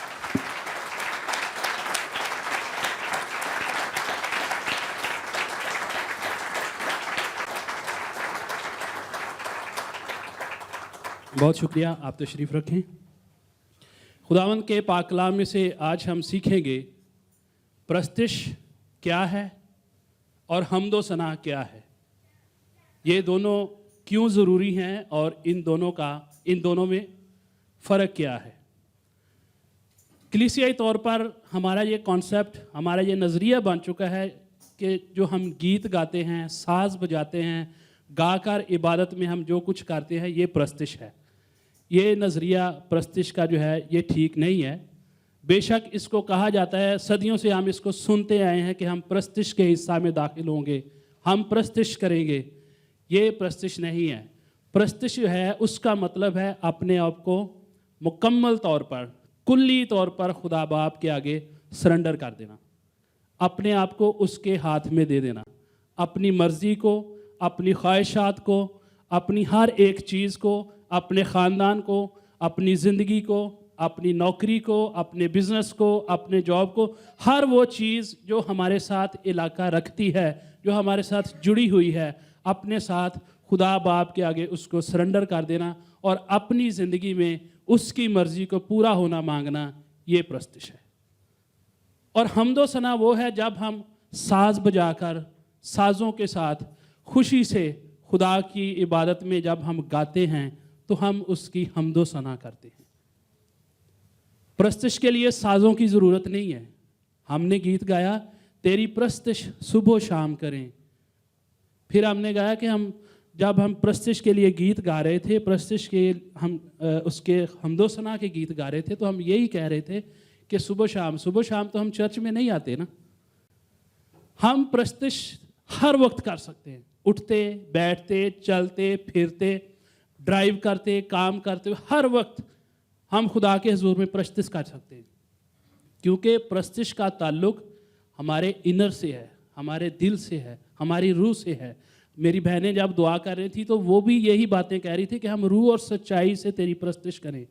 भाई ने जब इबादत के शुरू में जो हवाला जात पढ़े, उनमें भी उन्होंने यही कहा कि हम रूह और सच्चाई से तेरी प्रस्तिश करें। फिर उन्होंने हम्दो सना के लिए भी हवाला पढ़ा, ज़बूर 150 जब पढ़ा गया तो यही था कि हम तेरी हम्दो सना भी करें और तेरी प्रस्तिश भी करें। प्रस्तिश करना हर एक ईमानदार पर फ़र्ज़ है और ये उसकी ज़िंदगी की सबसे अव्वलीन तरजीह है कि वो प्रस्तिश करे। हम्दो सना हम सारे मिलकर कर सकते हैं। हम्दो सना करना बहुत इजी है, लेकिन प्रस्तिश करना बहुत मुश्किल है, क्योंकि प्रस्तिश में हमें अपनी ख्वाहिशात को, अपनी ज़िंदगी को, इस दुनिया में जो कुछ हमारे जिस्म की ख्वाहिश होती है, क्योंकि जिस्म और रूह की हर वक्त जंग रहती है, और जो हमारे जिस्म की ख्वाहिश होती है हमने उसको खुदा के लिए छोड़ना होता है, तर्क करना होता है, उसको कुर्बान करना होता है। यही प्रस्तिश है। प्रस्तिश करना मुश्किल है कदरे, लेकिन हम्दो सना जब हम सब मिलकर करते हैं तो ये इजी है। हम्दो सना करना अच्छी बात है, लेकिन इससे मोतबर बात यह है कि हम प्रस्तिश करें, हम प्रस्तिश करने वाले हों, हम सच्चे वर्शिपर हों, सच्चे परस्तार हों। खुदा भी परस्तारों को ढूंढता है, खुदा सिंगर्स को नहीं ढूंढता, खुदा वर्शिपर को ढूंढता है, परस्तारों को ढूंढता है कि जो हर वक्त उसके हुजूर में अपने आप को सरेंडर करके उसकी मर्ज़ी के मुताबिक अपनी ज़िंदगी को गुजारें और उसके कलाम के मुताबिक, उसके अहकामात के मुताबिक चलें। खुदा ऐसे लोगों को ढूंढता है। कलाम मुक़द्दस में से हम हवाला पढ़ेंगे, यूहन्ना की इंजील उसका 4 बाब, उसकी 16 से 24वीं आयत तक हम कलाम मुक़द्दस में से पढ़ेंगे। यस्सु ने उससे कहा, जा अपने शौहर को यहाँ बुला ला। औरत ने जवाब में उससे कहा, मैं बेशौहर हूँ। यस्सु ने उससे कहा, तूने खूब कहा कि मैं बेशौहर हूँ, क्योंकि तू 5 शौहर कर चुकी है और जिसके पास तू अब है वो तेरा शौहर नहीं। ये तूने सच कहा। औरत ने उससे कहा, ए खुदावन, मुझे मालूम होता है कि तू नबी है। हमारे बाप दादा ने इस पहाड़ पर परस्तिश की और तुम कहते हो कि वो जगह जहाँ परस्तिश करना चाहिए यरूशलेम में है। यस्सु ने उससे कहा, ए औरत, मेरी बात का यकीन कर कि वो वक्त आता है कि तुम ना तो इस पहाड़ पर बाप की परस्तिश करोगे और ना यरूशलेम में। तुम जिसे नहीं जानते उसकी परस्तिश करते हो, हम जिसे जानते हैं उसकी परस्तिश करते हैं, क्योंकि निजात यहूदियों में से है। मगर वो वक्त आता है, बल्कि अब ही है, कि सच्चे परस्तार बाप की परस्तिश रूह और सच्चाई से करेंगे, क्योंकि बाप अपने लिए ऐसे ही परस्तार ढूंढता है। खुदा रूह है और ज़रूर है कि उसके परस्तार रूह और सच्चाई से परस्तिश करें। आमीन। यहाँ पर हमने पढ़ा कि यीशु मसीह ने सामरी औरत से कहा कि बाप अपने लिए ऐसे प्रस्ताव ढूंढता है जो रूह और सच्चाई से उसकी प्रस्तिश करें। आज तक बाप भी ढूंढता है। पहले हमने देखा लूका की इंजील में लिखा हुआ है कि इब्ने आदम, यीशु मसीह के बारे में लिखा है कि इब्ने आदम खोए हुओं को ढूंढने और निजात देने आया है। तो जब उसने खोए हुओं को यानी मुझे और आपको ढूंढ लिया तो उसके बाद फिर बाप का काम स्टार्ट हो गया। बेशक वो खुदा का मंसूबा है कि इब्ने आदम खोए हुओं को ढूंढे और निजात दे गुनाहगारों को, लेकिन उसके बाद बाप अभी तक ढूंढता है कि सच्चे परस्तार मुझे मिल जाएं जो रूह और सच्चाई से प्रस्तिश करने वाले हों, जो अपना आप उसके आगे पेश करने वाले हों, जो अपनी ज़िंदगी को अपनी मर्ज़ी के मुताबिक नहीं बल्कि खुदा बाप की मर्ज़ी के मुताबिक गुजारने वाले हों। खुदा आज तक ऐसे लोगों की तलाश में है कि सच्चे परस्तार रूह और सच्चाई से उसकी प्रस्तिश करें। यहाँ पर हमदोसना जो है वो डिफरेंट है। हमदोसना बिल्कुल उसी तरह है जिस तरह एक बच्चे को उसका बाप या उसकी माँ या उसका कोई ख़ानदान का कोई अजीज़ उसको खिलौना ला कर दे तो वो अपने सारे दोस्तों में उस खिलौने के बारे में अपने बाप की तारीफ़ें करता फिरता है। उसको इस बात से कोई गर्ज नहीं होती कि जिनके साथ मैं अपने दोस्तों के साथ ये बातें शेयर कर रहा हूँ, हो सकता है कि उनके जो बाप हैं उन्होंने इससे भी अच्छी चीज़ें लाकर उनको दी हों, लेकिन उस बच्चे के माइंड में एक ही बात होती है कि मेरे डैडी ने मेरे लिए ये किया, मेरे बाप ने मेरे लिए ये किया। हमदोसना भी यही है कि हम दूसरी कौमों के आगे, दूसरी उम्मतों के आगे, दूसरे कबीलों के आगे, कलीसिया के अंदर इंटरनल और एक्सटर्नल तौर पर हम अपने आसमानी बाप की तारीफ़ को बयान करते हैं कि उसने हमारे लिए क्या क्या किया, उसने हमारी ज़िंदगी में कितने अजीब काम किए, उसने हमारी ज़िंदगी में हमें अजीब रोशनी में वो लेकर आया, हमें गुनाह से, हमें इबलीस से छुड़ाकर वो अपने बेटे की बादशाही में लेकर आया। हमदोसना हम ये करते हैं जब हम बाप के हुजूर में आते हैं, लेकिन प्रस्तिश हम हर वक्त उठते बैठते चलते फिरते हर वक्त हर जगह पर कर सकते हैं। और यहाँ पर यीशु मसीह ने सामरी औरत से जब बात की है तो यीशु मसीह ने उसके इस कॉन्सेप्ट को क्लियर किया है कि प्रस्तिश के लिए जगह का होना ज़रूरी नहीं है कि इस पहाड़ पर प्रस्तिश की जाए या यरूशलेम में प्रस्तिश की जाए। प्रस्तिश के लिए किसी जगह का, किसी मंदिर का, किसी चर्च का, किसी बिल्डिंग का होना ज़रूरी नहीं, बल्कि सच्चे परस्तार किसी भी जगह पर वो अपने बिस्तर पर बाप की प्रस्तिश कर सकते हैं। वो उठते बैठते चलते फिरते घुटने टेक कर ऊंधे मुंह लेट कर वो हर वक्त सिजदे की हालत में प्रस्तिश कर सकते हैं, क्योंकि प्रस्तिश का मतलब ही सजदा करना है, खुदा बाप के आगे सजदा करना। और जब सामरी औरत से यीशु मसीह की बात हुई, सामरियों से पहले कि हम प्रस्तिश और हमदोसना के बारे में सीखें, सामरियों के बारे में हम शुरू से सुनते आए हैं। सामरी औरत, नेक सामरी, सामरिया, तो ये है क्या? सामरी और सामरिया है क्या? आप लोगों को इसकी कोई अंडरस्टैंडिंग होगी कि सामरी कौन है, सामरी कहाँ से आए थे, ये कोई कौम है, कोई कबीला है, कोई उम्मत है या क्या है? सामरी कौन है? या कि सिर्फ हम इसको पढ़ते ही आ रहे हैं कि सामरी थे, एक नेक सामरी था, उसने, उसके पास एक गधा था, उसने उस जख्मी को उठाया, सराय में ले गया, उसकी मदद की। एक सामरी औरत आ गई, यीशु मसीह ने उसके साथ बातें की कुएं पर बैठकर। तो सामरी है कौन? कोई बता दे। सामरी जो है, इसकी हिस्ट्री थोड़ी सी हम कलाम मुकद्दस में से देखेंगे। बेशक ये हमारे मजमून में चूंकि आ गया है, इसलिए हम थोड़ा सा इनके ऊपर गौर करेंगे। तवारीख और सलातीन की किताब का जब हम मुताला करें तो इसराइल का जो पहला बादशाह है वो आपको पता है कि वो साउल था। साउल के बाद दाऊद बादशाह बना, दाऊद के बाद उसका बेटा सुलेमान बादशाह बना, और सुलेमान के दौरे हुकूमत में जो इसराइल की सल्तनत थी वो दो हिस्सों में तकसीम होगी, शुमाली हुकूमत और जनूबी हुकूमत। शुमाली हुकूमत में इसराइल के जो 10 कबीले थे वो थे, और जो जनूबी हुकूमत थी उसमें 2 कबीले थे, यहूदा और बिन्यामीन का कबीला। ये 2 कबीले यहूदा की सल्तनत यानी जनूबी सल्तनत थी, और 10 कबीले जो इसराइल के थे ये शुमाली सल्तनत थे। अब जब सुलेमान बादशाह था तो उसके दौरे हुकूमत में एक उसका मुलाजम था योरबाम। इसको आप दूसरे तवारीख या दूसरे सलातीन 17वें बाब में पढ़ सकते हैं। योरबाम जो था उसका एक मुलाजम था, तो उस मुलाजम को उसकी सारी वफादारी को देखते हुए इसराइल के जो 10 कबीले थे, जो शुमाली सल्तनत थी, उसकी हुकूमत योरबाम के हाथ में दी गई और उसको उनका बादशाह, उनका सरबराह मुकर्रर किया गया। अब यरोबाम जो था उसने क्या किया कि उसने नाराज़गी की, बदी की, खुदा के हुजूर में उसकी बदी पहुंच गई। लेकिन इसके साथ साथ दूसरी तरफ जो जनूबी हुकूमत थी उसमें इसराइल यानी यहूदी जो थे उनकी हुकूमत थी। अब इस जगह पर, जिस जगह पर सामरी औरत और यीशु मसीह की बातचीत चल रही है, ये इलाका सामरिया के शहर सुखार का इलाका है। और जब हुकूमत डिवाइड हुई थी शुमाली सल्तनत और जनूबी सल्तनत, तो ये हिस्सा शुमाली सल्तनत में आया था और याकूब के बेटे यूसुफ के हिस्से में ये इलाका था। सुखार का इलाका यूसुफ का था। यूहन्ना की अंजील 4 बाब की 5वीं 6 और इन आयात को हम पढ़ें तो यहाँ पर लिखा है कि यीशु मसीह को सामरिया से होकर जाना ज़रूर था, और ज़रूर इसलिए था कि आज सामरिया में एक बहुत बड़ा काम होने वाला है। वहाँ पर सामरी औरत से यीशु मसीह की मुलाकात होगी और फिर उस मुलाकात के बाद बहुत सारी जो चेंजिंग्स है वो आने वाली है। ये सुखार के इलाका में याकूब ने जो अपने बेटे यूसुफ को कुआं दिया था उस जगह पर ये मौजूद हैं। और ये जो पहाड़ है, जिस पहाड़ पर ये बातचीत हो रही है, ये कोहे गराजीम है, जहाँ पर सामरी लोग थे वो प्रस्तश करते थे जाकर।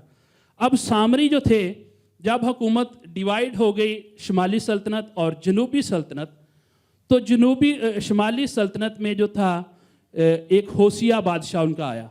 होशिया ने इतनी बदकारी की खुदावंद के हुजूर में कि उसने बुतों की परस्ती शुरू कर दी। उसने ऊंचे ऊंचे मकाम बनाना शुरू कर दिए जिनसे खुदावंद को कराहियत थी। उसने बुत परस्ती शुरू कर दी, गैर कौमों में शादियां शुरू कर दी, और वो सारे अहकाम किए जिनसे खुदावंद ने उनको मना किया था कि तुम गैर कौमों के साथ ना मिलना, उनके साथ तुम कोई मेल जोल ना रखना, तुम उनमें शादियां ना करना। लेकिन इस होशिया बादशाह ने उनके साथ ऐसा ही किया। उसने मेल जोल कर लिया गैर कौमों के साथ। जब गैर कौमों के साथ मेल जोल कर लिया तो खुदा को ये बात पसंद नहीं आई।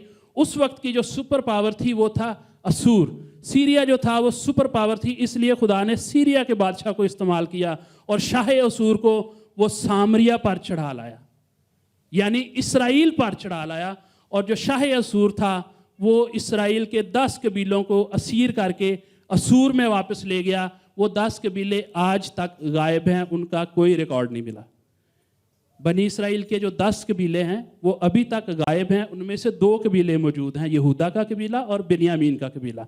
10 कबीलों का अभी तक पता नहीं चला, क्योंकि उनको शाह असूर असीर करके सूरिया में ले गया और वहाँ पर वो गुम हो गए। किधर गए किधर नहीं गए इसका कोई पता नहीं।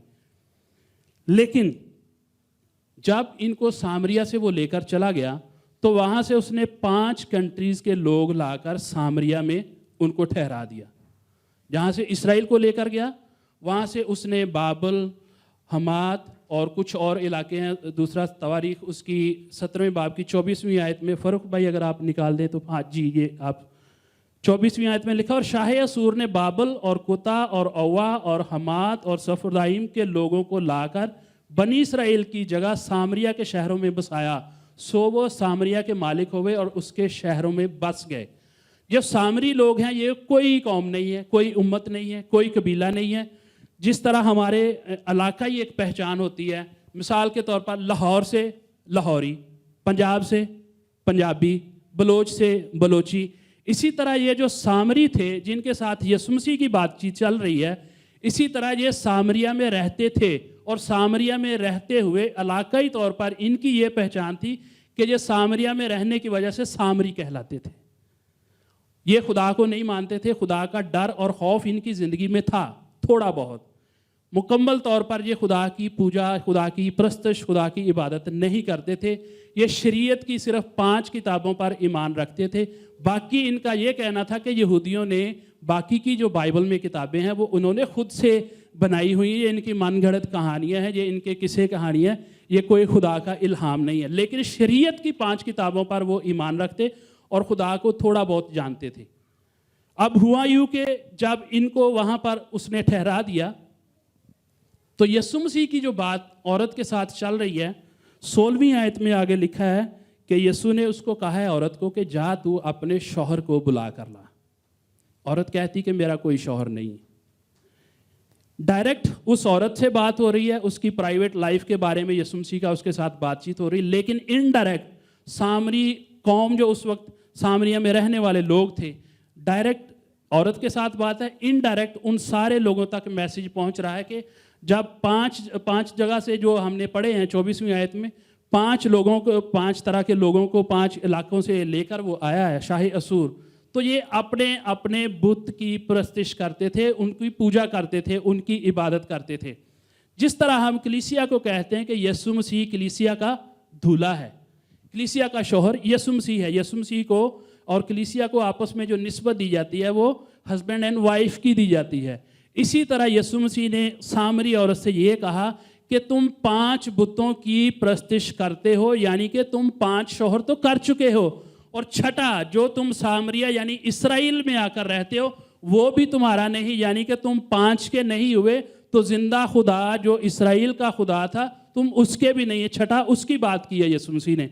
तो यहाँ पर सामरी औरत के कॉन्सेप्ट को कंफर्म करते हुए यीशु मसीह ने कहा कि तुम 5 तो कर चुके हो, छठा जो जिसमें अब तुम रह रहे हो जिसके इलाका में वो भी तुम्हारा नहीं, उसको भी तुम अच्छे से ना तो जानते हो ना मानते हो। इसलिए यीशु मसीह ने कहा कि जिसे तुम नहीं जानते उसकी परस्तिश करते हो, हम जिसे जानते हैं उसकी परस्तिश करते हैं। उस यीशु मसीह ने कहा कि बात ये नहीं कि बात कोहे गराजीम पर परस्तिश की जाए या यरूशलेम में जहाँ पर हैकल है परस्तिश की जाए, बल्कि परस्तिश के लिए किसी जगह का होना ज़रूरी नहीं। परस्तिश के लिए ज़रूरी ये है कि परस्तिश किसकी की जाए और परस्तिश कैसे की जाए। मेरे अजीज़ों, ईमानदार होते हुए हमें ये देखना है कि हम किसकी परस्तिश करते हैं। आज लोग बहुत सारी चीज़ों की परस्तिश करते हैं, किसी की दौलत उसकी परस्तिश का वसीला बनी हुई है, किसी की औलाद उसकी परस्तिश का वसीला बनी हुई है। लोगों ने अपने अपने तरीक़ों से अपने हाथों से खुदा बना रखे हैं, उनकी परस्तिश करते हैं। लेकिन यीशु मसीह ने कहा कि बाप की परस्तिश की जाए, क्योंकि बाप अपने लिए ऐसे परस्तार ढूंढता है जो रूह और सच्चाई से उसकी परस्तिश करें। इफसियों के ख़त में लिखा हुआ है, उसके पहले बाब की छठी आयत से अगर हम शुरू करें तो वहाँ पर लिखा है कि खुदा बाप ने हमें बनाए आलम से पेशतर चुन लिया, और चुनने का मकसद क्या है? ताकि उसके फजल की सिताइश हो। चुन लेने के बाद उसने फिर हमें अपने बेटे के वसीला से गुनाहों से मखलसी दी, हमें निजात बख्शी, ताकि उसके फजल की सिताइश हो। और फिर इन 2 कामों के बाद उसने खुदा बाप ने जो तीसरा काम किया वो ये किया कि उसने अपने रूह कुदस के वसीला से हम पर मोहर कर दी, इस बात को कंफर्म कर दिया कि ये मेरे लोग हैं। और उसका भी मकसद ये था ताकि उसके फजल की सिताइश हो। हमारी तख्लीक का मकसद खुदा बाप की सिताइश करना, उसकी परस्तिश करना।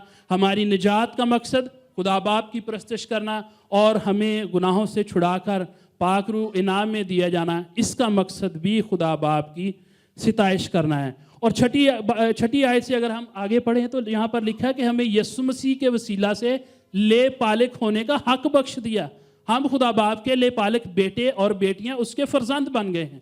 और ले पालिक होने से मुराद के गोद ले लेना, एक जो माँ बाप हकीकी है उनसे जिनके पास औलाद ना हो उनसे गोद ले लेना। एक लड़की थी, उसको यतीम खाने से अडॉप्ट किया गया, उसको वहाँ से लिया गया। जिस जोड़े की औलाद नहीं थी उन्होंने उसको लिया, और जब वो जोड़ा जाता यतीम खाने, एक दिन गए उनको कोई बच्चा पसंद नहीं आया, दूसरे दिन गए उनको फिर कोई बच्चा पसंद नहीं आया, 3-4 दिन तक वो जाते रहे। आखिरकार उन्हें काफ़ी दिनों के बाद जाने के बाद उनको वहाँ से एक लड़की पसंद आई जिसको उन्होंने अपनी बेटी बना लिया। और जब वो बेटी बड़ी हुई, स्कूल जाना शुरू किया, तो उसकी सहेलियों ने उससे पूछा कि भाई तुझे पता है कि तू इनकी औलाद नहीं है, तेरे माँ बाप जो हैं ये हकीकी नहीं है, तो तू क्या फील करती है? उसने बड़ी खुशी से जवाब दिया कि आई फील प्राउड, मुझे इस बात पर फ़ख्र है कि मैं उनकी बेटी हूँ। उन्होंने कहा कि इसकी रीज़न क्या है? तो उसने अपनी सहेलियों को बताया, जब आप लोग पैदा हुए थे तो आपके माँ बाप के पास कोई चॉइस नहीं थी। आप काले थे, गोरे थे, बाल छोटे थे, बड़े थे, किसी भी तरह के थे, आपके माँ बाप के पास कोई चॉइस नहीं थी। जब मेरा माँ बाप मुझे लेने के लिए आया तो वो तो कई दिन तक बच्चों को ही सिलेक्ट करते रहे, उनके पास बहुत सारी चॉइस थी, लेकिन मैं इसलिए फ़ख्र करती हूँ कि उन्होंने मुझे चुना, उन्होंने मुझे गोद दी, उन्होंने मुझे पेरेंट्सहुड दिया, उन्होंने मुझे घर दिया। अब मैं एक रिश्ते में मुंसलिक हो गई हूँ, मैं एक बेटी बन गई हूँ। मैं इस बात पर फ़ख्र करती हूँ। ईमानदार होते हुए मेरी और आपकी भी यही हालत है। खुदा बाप ने सारी दुनिया को बनाया, सारे इंसानों का वो खुदा है, लेकिन ईमानदारों का वो बाप है। इसलिए लिखा है कि उसने बनाए आलम से पेशतर हमें अपने लिए चुन लिया।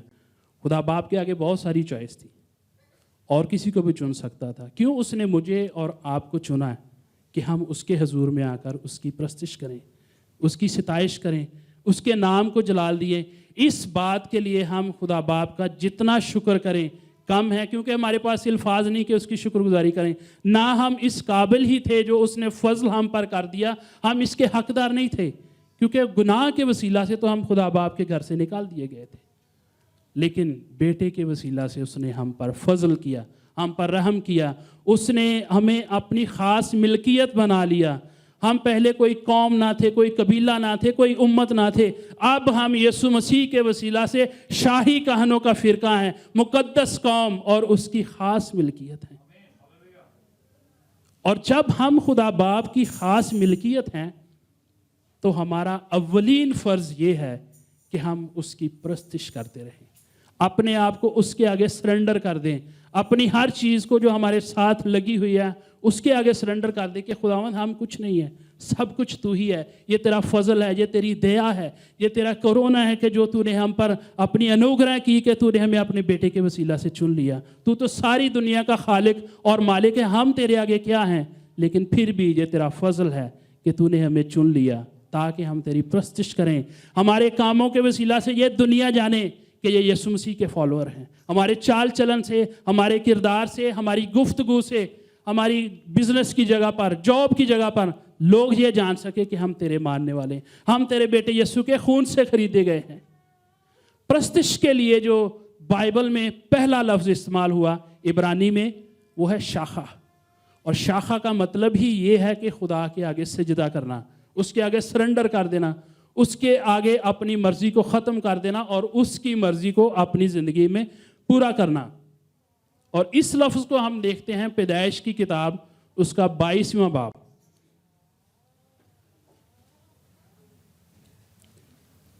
इब्राहिम की कहानी से आप सब वाकिफ़ हैं कि जब उसने इसहाक को कुर्बान किया।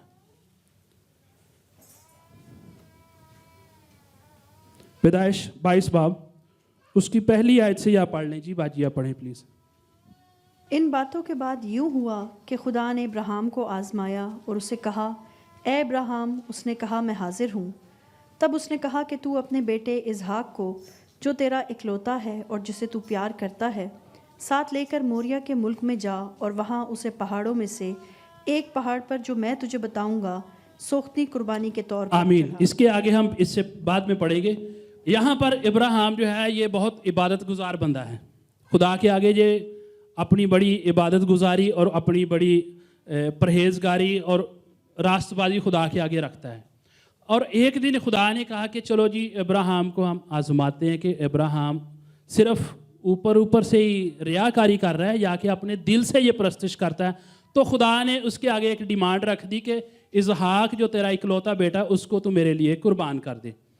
इससे पहले कि वो कुर्बान करता, इब्राहिम अपने बाप के घर से लेकर बीरसबा तक, अब जिस जगह पर वो मौजूद है ये बीरसबा का मुकाम है, अपने बाप के घर से लेके बीरसबा तक जहाँ जहाँ पर वो रुकता, जिन जिन इलाकों से वो होता आया, वहाँ पर वो सबसे पहले खुदा के लिए मज़बा बनाता था। मज़बा का मतलब जो है इसके मानी है कुर्बानी की जगह, खुदा से मुलाकात की जगह, खुदा के साथ बातचीत करने की जगह, दुआ की जगह, प्रस्तश की जगह, ताकि खुदा के साथ जो राब्ता है उसको कायम किया जा सके।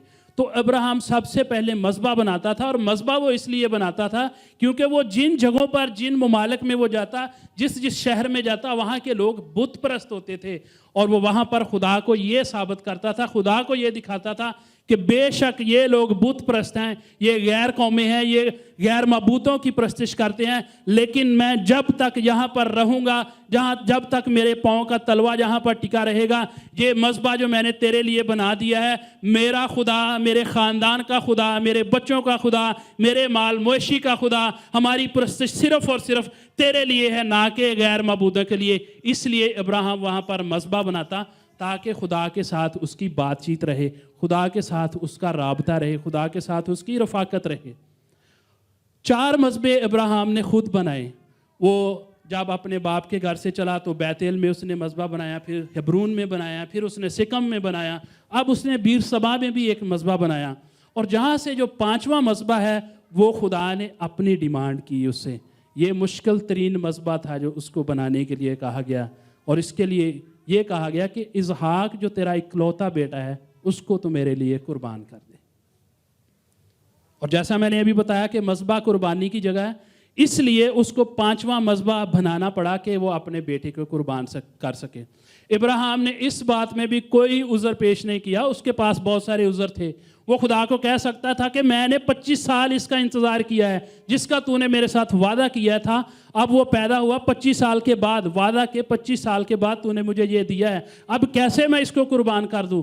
अगर तू मुझसे 1000 भेड़ बकरी की कुर्बानी मांगे तो मैं 2, 4, 5 हज़ार कुर्बान कर दूं। अगर गाय बैल मांगे तो मैं वो भी कुर्बान कर दूं। तू मेरा मालो दौलत मांगे मैं वो भी कुर्बान कर दूं। इंसान की कुर्बानी आज तक तूने ली नहीं, मैं इसहाक को क्यों कुर्बान करूं? वो कह सकता था, लेकिन उसने कोई बात नहीं सोची।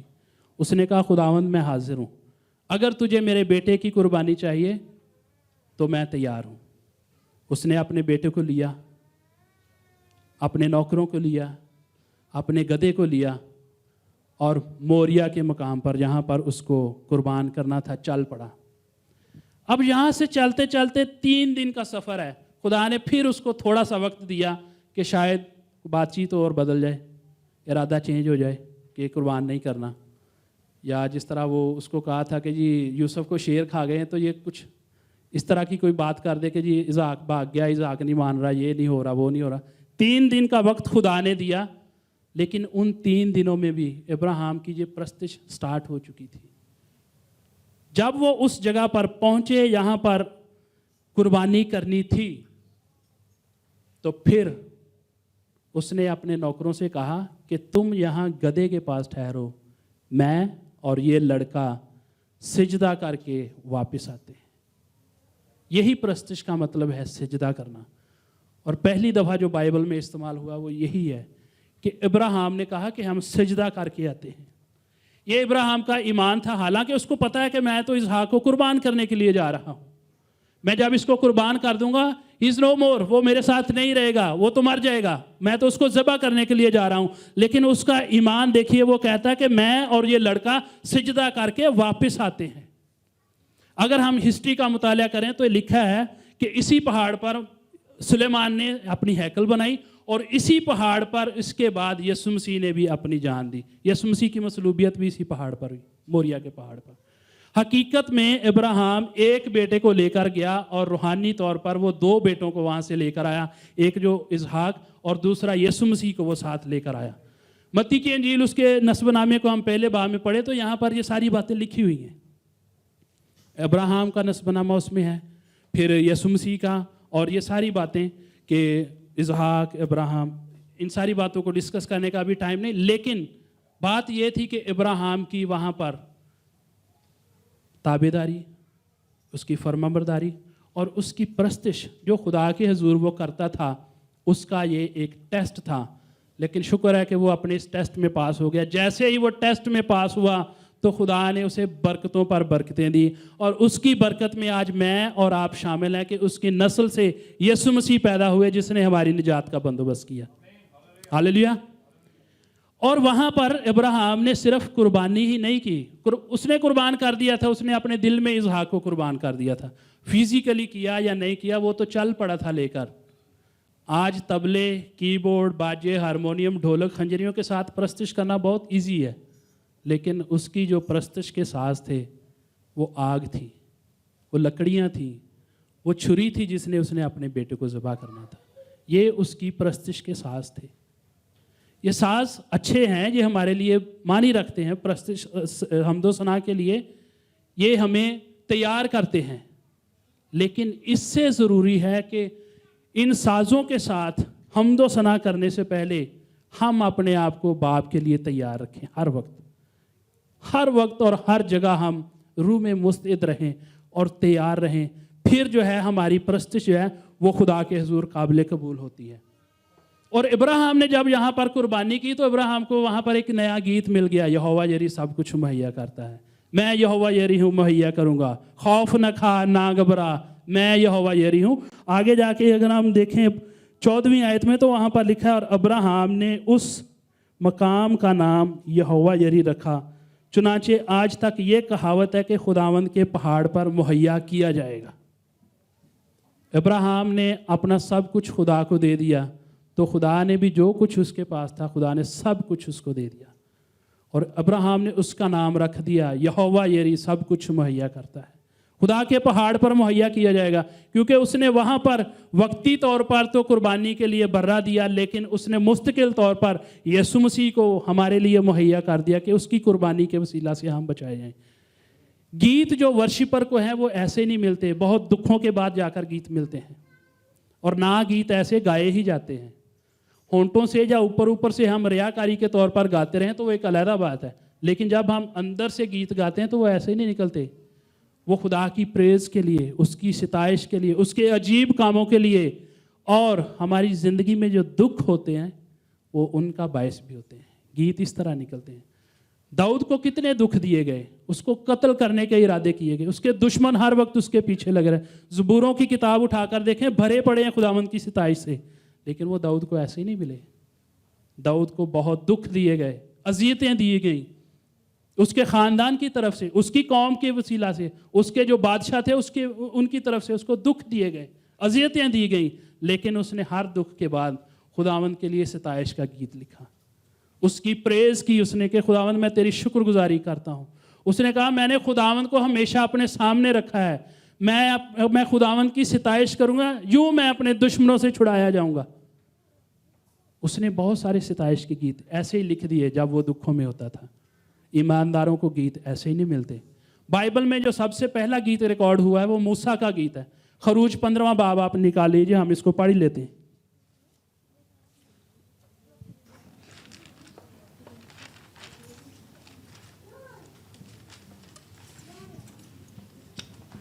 जी 15वें बाब की पहली आयत से पढ़ें बाजी। तब मूसा और बनी इसराइल ने खुदावंद के लिए ये गीत गाया और यूं कहने लगे, मैं खुदावंद की सना गाऊंगा, क्योंकि वो जलाल के साथ फतमंद हुआ। उसने घोड़े को सवार समेत समंदर में डाल दिया। खुदावंद मेरा जोर और राग है, वही मेरी निजात भी ठहरा। वो मेरा खुदा है, मैं उसकी बड़ाई करूंगा। आमीन। इसके बाद हम इसको आगे से पढ़ेंगे। यहाँ पर मूसा और उसकी सारी जो कौम है वो खुदावंद की सिताइश कर रही है, और सिताइश करने का जो रीज़न है वो ये है कि फ़िरौन के पास जब ये गुलामी में थे तो फ़िरौन इनको जाने नहीं दे रहा था। फ़िरौन ने ये ऐलान किया था कि कोई खुदा नहीं है, कोई यहोवा नहीं है, सिर्फ मैं खुदा हूँ और मेरी ये सारी सल्तनत है, मैं बादशाह हूँ, मैं खुदा हूँ। जब उसने ऐसा किया तो खुदा ने मूसा से कहा कि तू फ़िरौन के पास जा और मैं इसको बताऊंगा कि यहोवा खुदा सिर्फ मैं हूँ। और जब वो बनी इसराइल को वहाँ से लेकर निकलता है तो आगे समुंदर है, समुंदर में से जब उन्होंने गुजरना है तो अब बनी इसराइल कौम जो है ये खुदा के हुजूर बुड़बुड़ाना शुरू कर देती है। ये मूसा के साथ कहते तू हमको यहाँ पर मरने को क्यों लेकर आया? क्या मिस्र में हमारे लिए कब्रें नहीं थी? क्या हमारे लिए रोटी नहीं थी? क्यों इस जगह पर तू हमको लेकर आया कि हम यहाँ पर मर जाएं? मूसा ने कहा चुपचाप खड़े खुदावंद की निजात के काम देखो।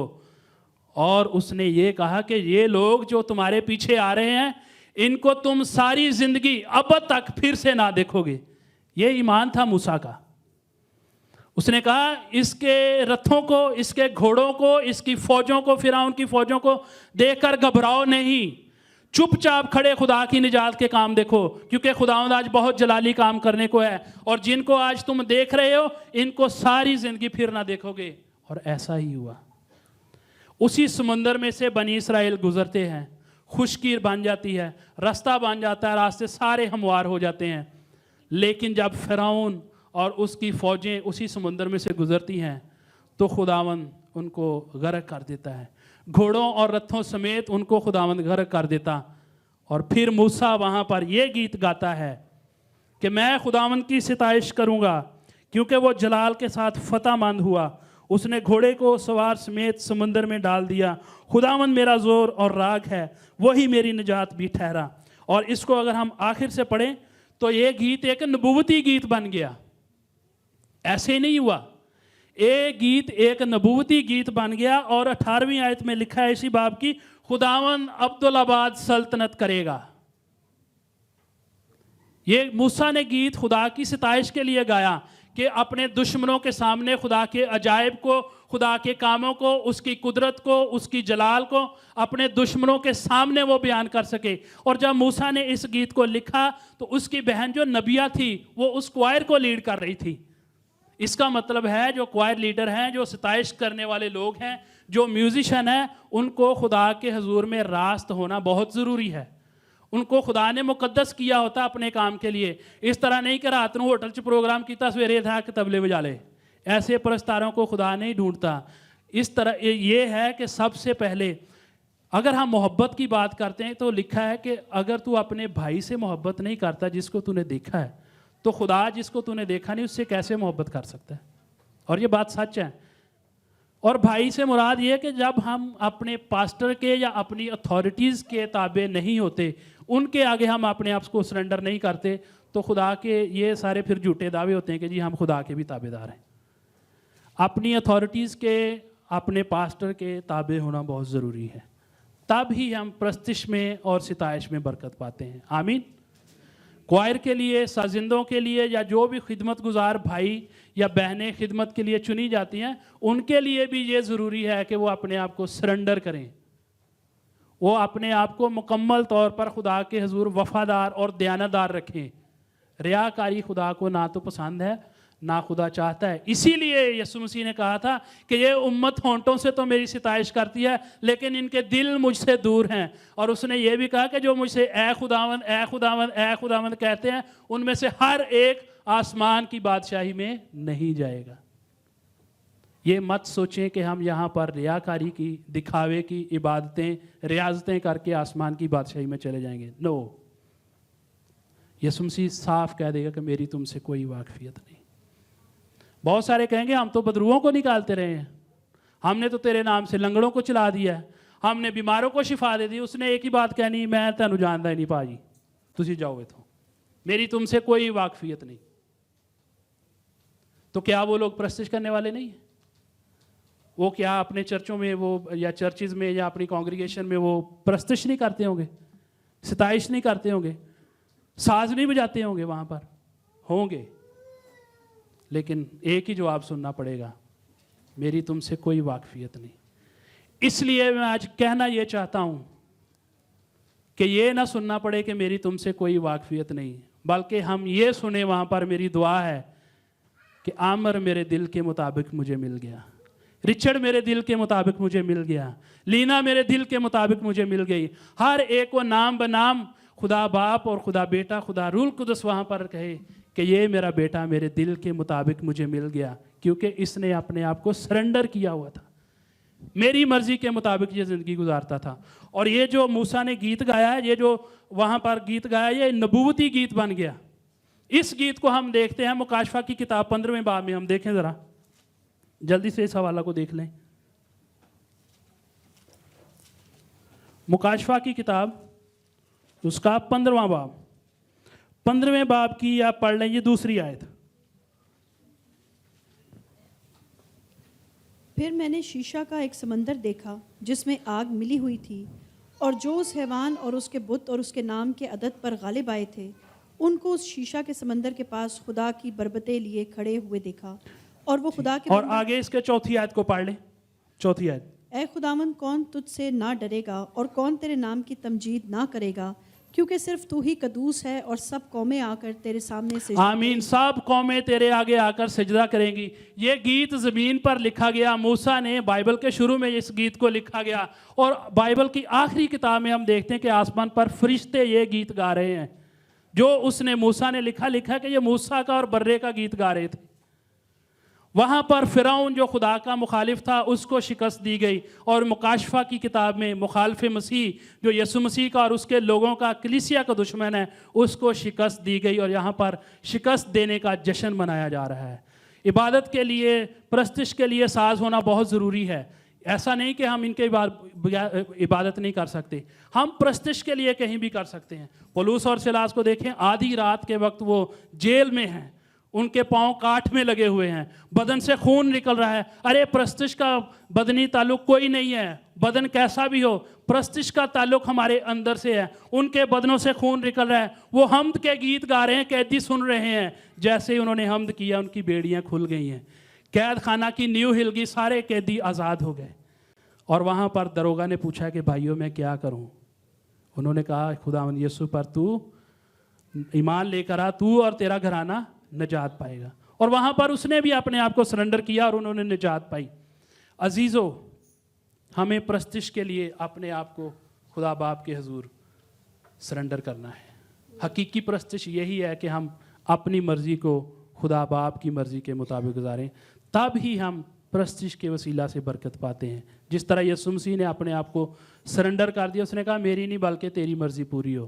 काश हमारी ज़िंदगियों में भी यही हो कि मेरी नहीं बल्कि तेरी मर्ज़ी पूरी हो। खुदावंद इस कलाम के वसीला से मुझे और आप सबको बड़ी बरकत दे, आमीन।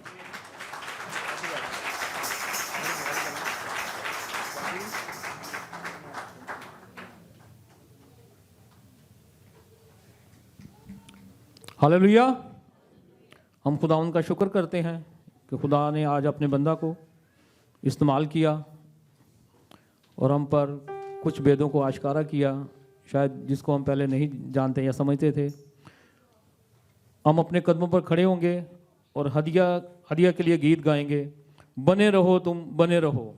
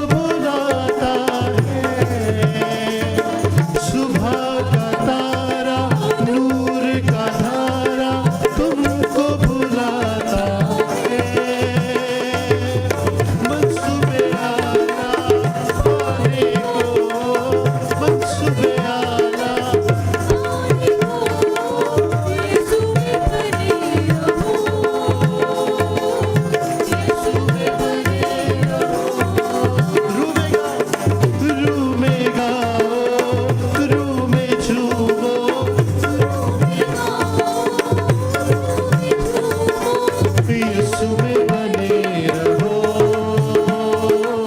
यीशु में बने रहो,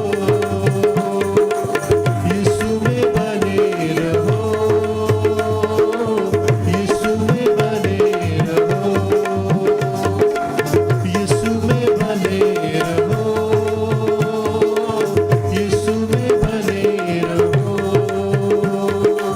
यीशु में बने रहो, यीशु में बने रहो। सब तशरीफ रखें। हम इबादत के आखिर में भाई अमर के साथ मिलकर शुक्रगुजारी की दुआ करेंगे।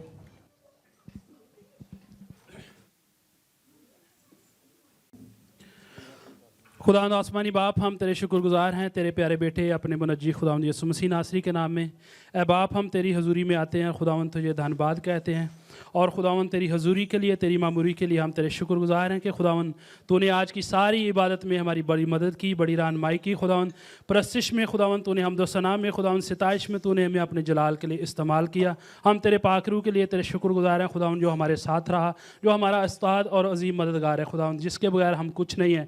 ए बाप, हम तेरी हजूरी में आकर तुझे मुबारक कहते हैं खुदावंद और अपने आप को सरेंडर करते हैं खुदावंद। हमें तौफीक दे, जैसा हमने तेरे कलाम में से सीखा है कि खुदावंद हम अपने आप को मुकम्मल तौर पर तेरे आगे सरेंडर करें। हम बड़ी दयानतदारी के साथ, बड़ी वफादारी के साथ खुदावंद तेरे ताबे होकर अपनी ज़िंदगी को गुजारें, ताकि खुदावंद जो कुछ तू हमसे चाहता है हम उसको पूरा करने में तेरे साथ वफादार और दयानतदार रहें। खुदावंद हमारे घरानों में, हमारी ज़िंदगियों में खुदावंद तेरी मर्ज़ी पूरी होती रहे। खुदावंद तेरा शुक्र करते हैं तेरे कलाम के वसीला से खुदावंद, जिसको तूने आज कसरत से इस्तेमाल किया और खुदावंद तूने हम सबको खुदावंद अपने पाक कलाम के वसीला से बरकत दी। खुदावंद तो इसी तरह हमें सबको तौफीक दे कि हम तेरे कलाम में रोज़ बरोज़ खुदावंद हम तेरे जलाल और इरफान में आगे बढ़ते जाएं। खुदावंद तेरी शुक्रगुजारी करते खुदावंद इस हज़ी और नजराने के लिए। खुदावंद जितने लोगों ने खुदावंद तेरी थैली में अपना हाथ बढ़ाया, खुदावंद अपना आसमान जो तेरा अच्छा खजाना है खुदावंद अपने लोगों को खोल दे। खुदावंद कभी किसी चीज़ की कमी ना आए। खुदावंद इनके रोज़ी रोटी पर, रोज़गार पर, खुदावंद हाथों की कमाई पर तेरी बरकत हो और खुदावंद ये हदिया जहाँ पर इस्तेमाल किया जाता है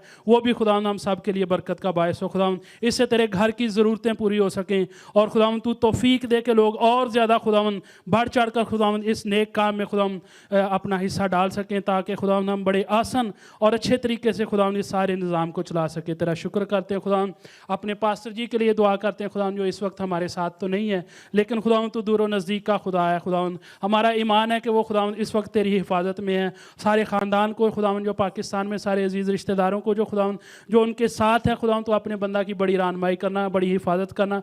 जिन जिन काम को खुदावंद वो करने के लिए गए उन सारे कामों में, उन सारे मकासद में तो अपने बंदा को बड़ी सरफराजी और खुदावंद उनके सफ़र को मुबारक करना। तेरा शुक्र करते हैं उनके ख़ानदान के लिए, बाजी के लिए, बच्चों के लिए खुदावंद, जो खुदावंद यहाँ पर हैं उनके लिए भी खुदावंद हम तेरी हिफाजत और तेरी पनाह मांगते हैं। अपने लोगों को खुदावंद तो इसी तरह अपने जलाल में घेरे रख। खुदावंद शरीर की कोई भी कुव्वत उनके खिलाफ काम करने ना पाए।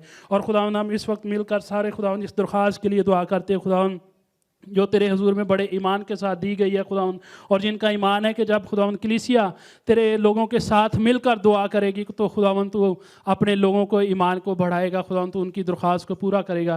तेरा शुक्र करते खुदावंद तू अपना हाथ बढ़ाकर खुदावंद, हम नहीं जानते लेकिन खुदावंद हम तेरे हुजूर में लेकर आते हैं खुदावंद, जो भी खुदावंद मुश्किल है, कोई प्रॉब्लम है, कोई बीमारी है, यीशु मसीह के नाम में खुदावंद जाती रहे। हर तरह से खुदावंद तो अपने लोगों को बरकत दे और अपने जलाल के लिए इस्तेमाल कर। खुदावंद इस ख़ानदान की और खुदावंद इस जान की ज़िंदगी में तू अपनी गवाही को पूरा कर। तेरा शुक्र करते हैं, तेरी तारीफ करते हैं, यीशु मसीह के नाम से मांगते हैं और पाते हैं, आमीन।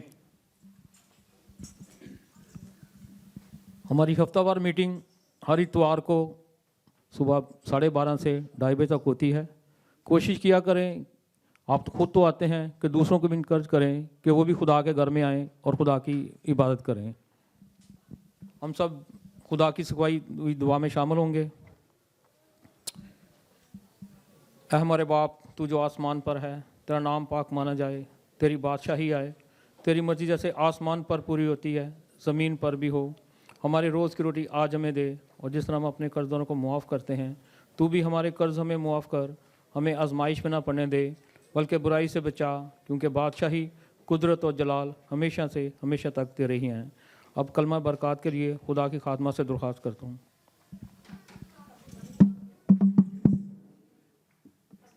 यीशु मसीह का फजल खुदा बाप की मोहब्बत, पाक रूह की पाक रफ़ाकत और शराकत हाजिर जमात के साथ और कुल दुनिया के ईमानदार मुक़द्दसीन के साथ अब से लेकर हमेशा तक इसी तरह होती रहे। आमीन। आप सलामती के साथ जा सकते हैं। खुदावंद हमें फजल बख्शे कि हम अगले हफ्ते फिर सलामती के साथ एक दूसरे को देखें।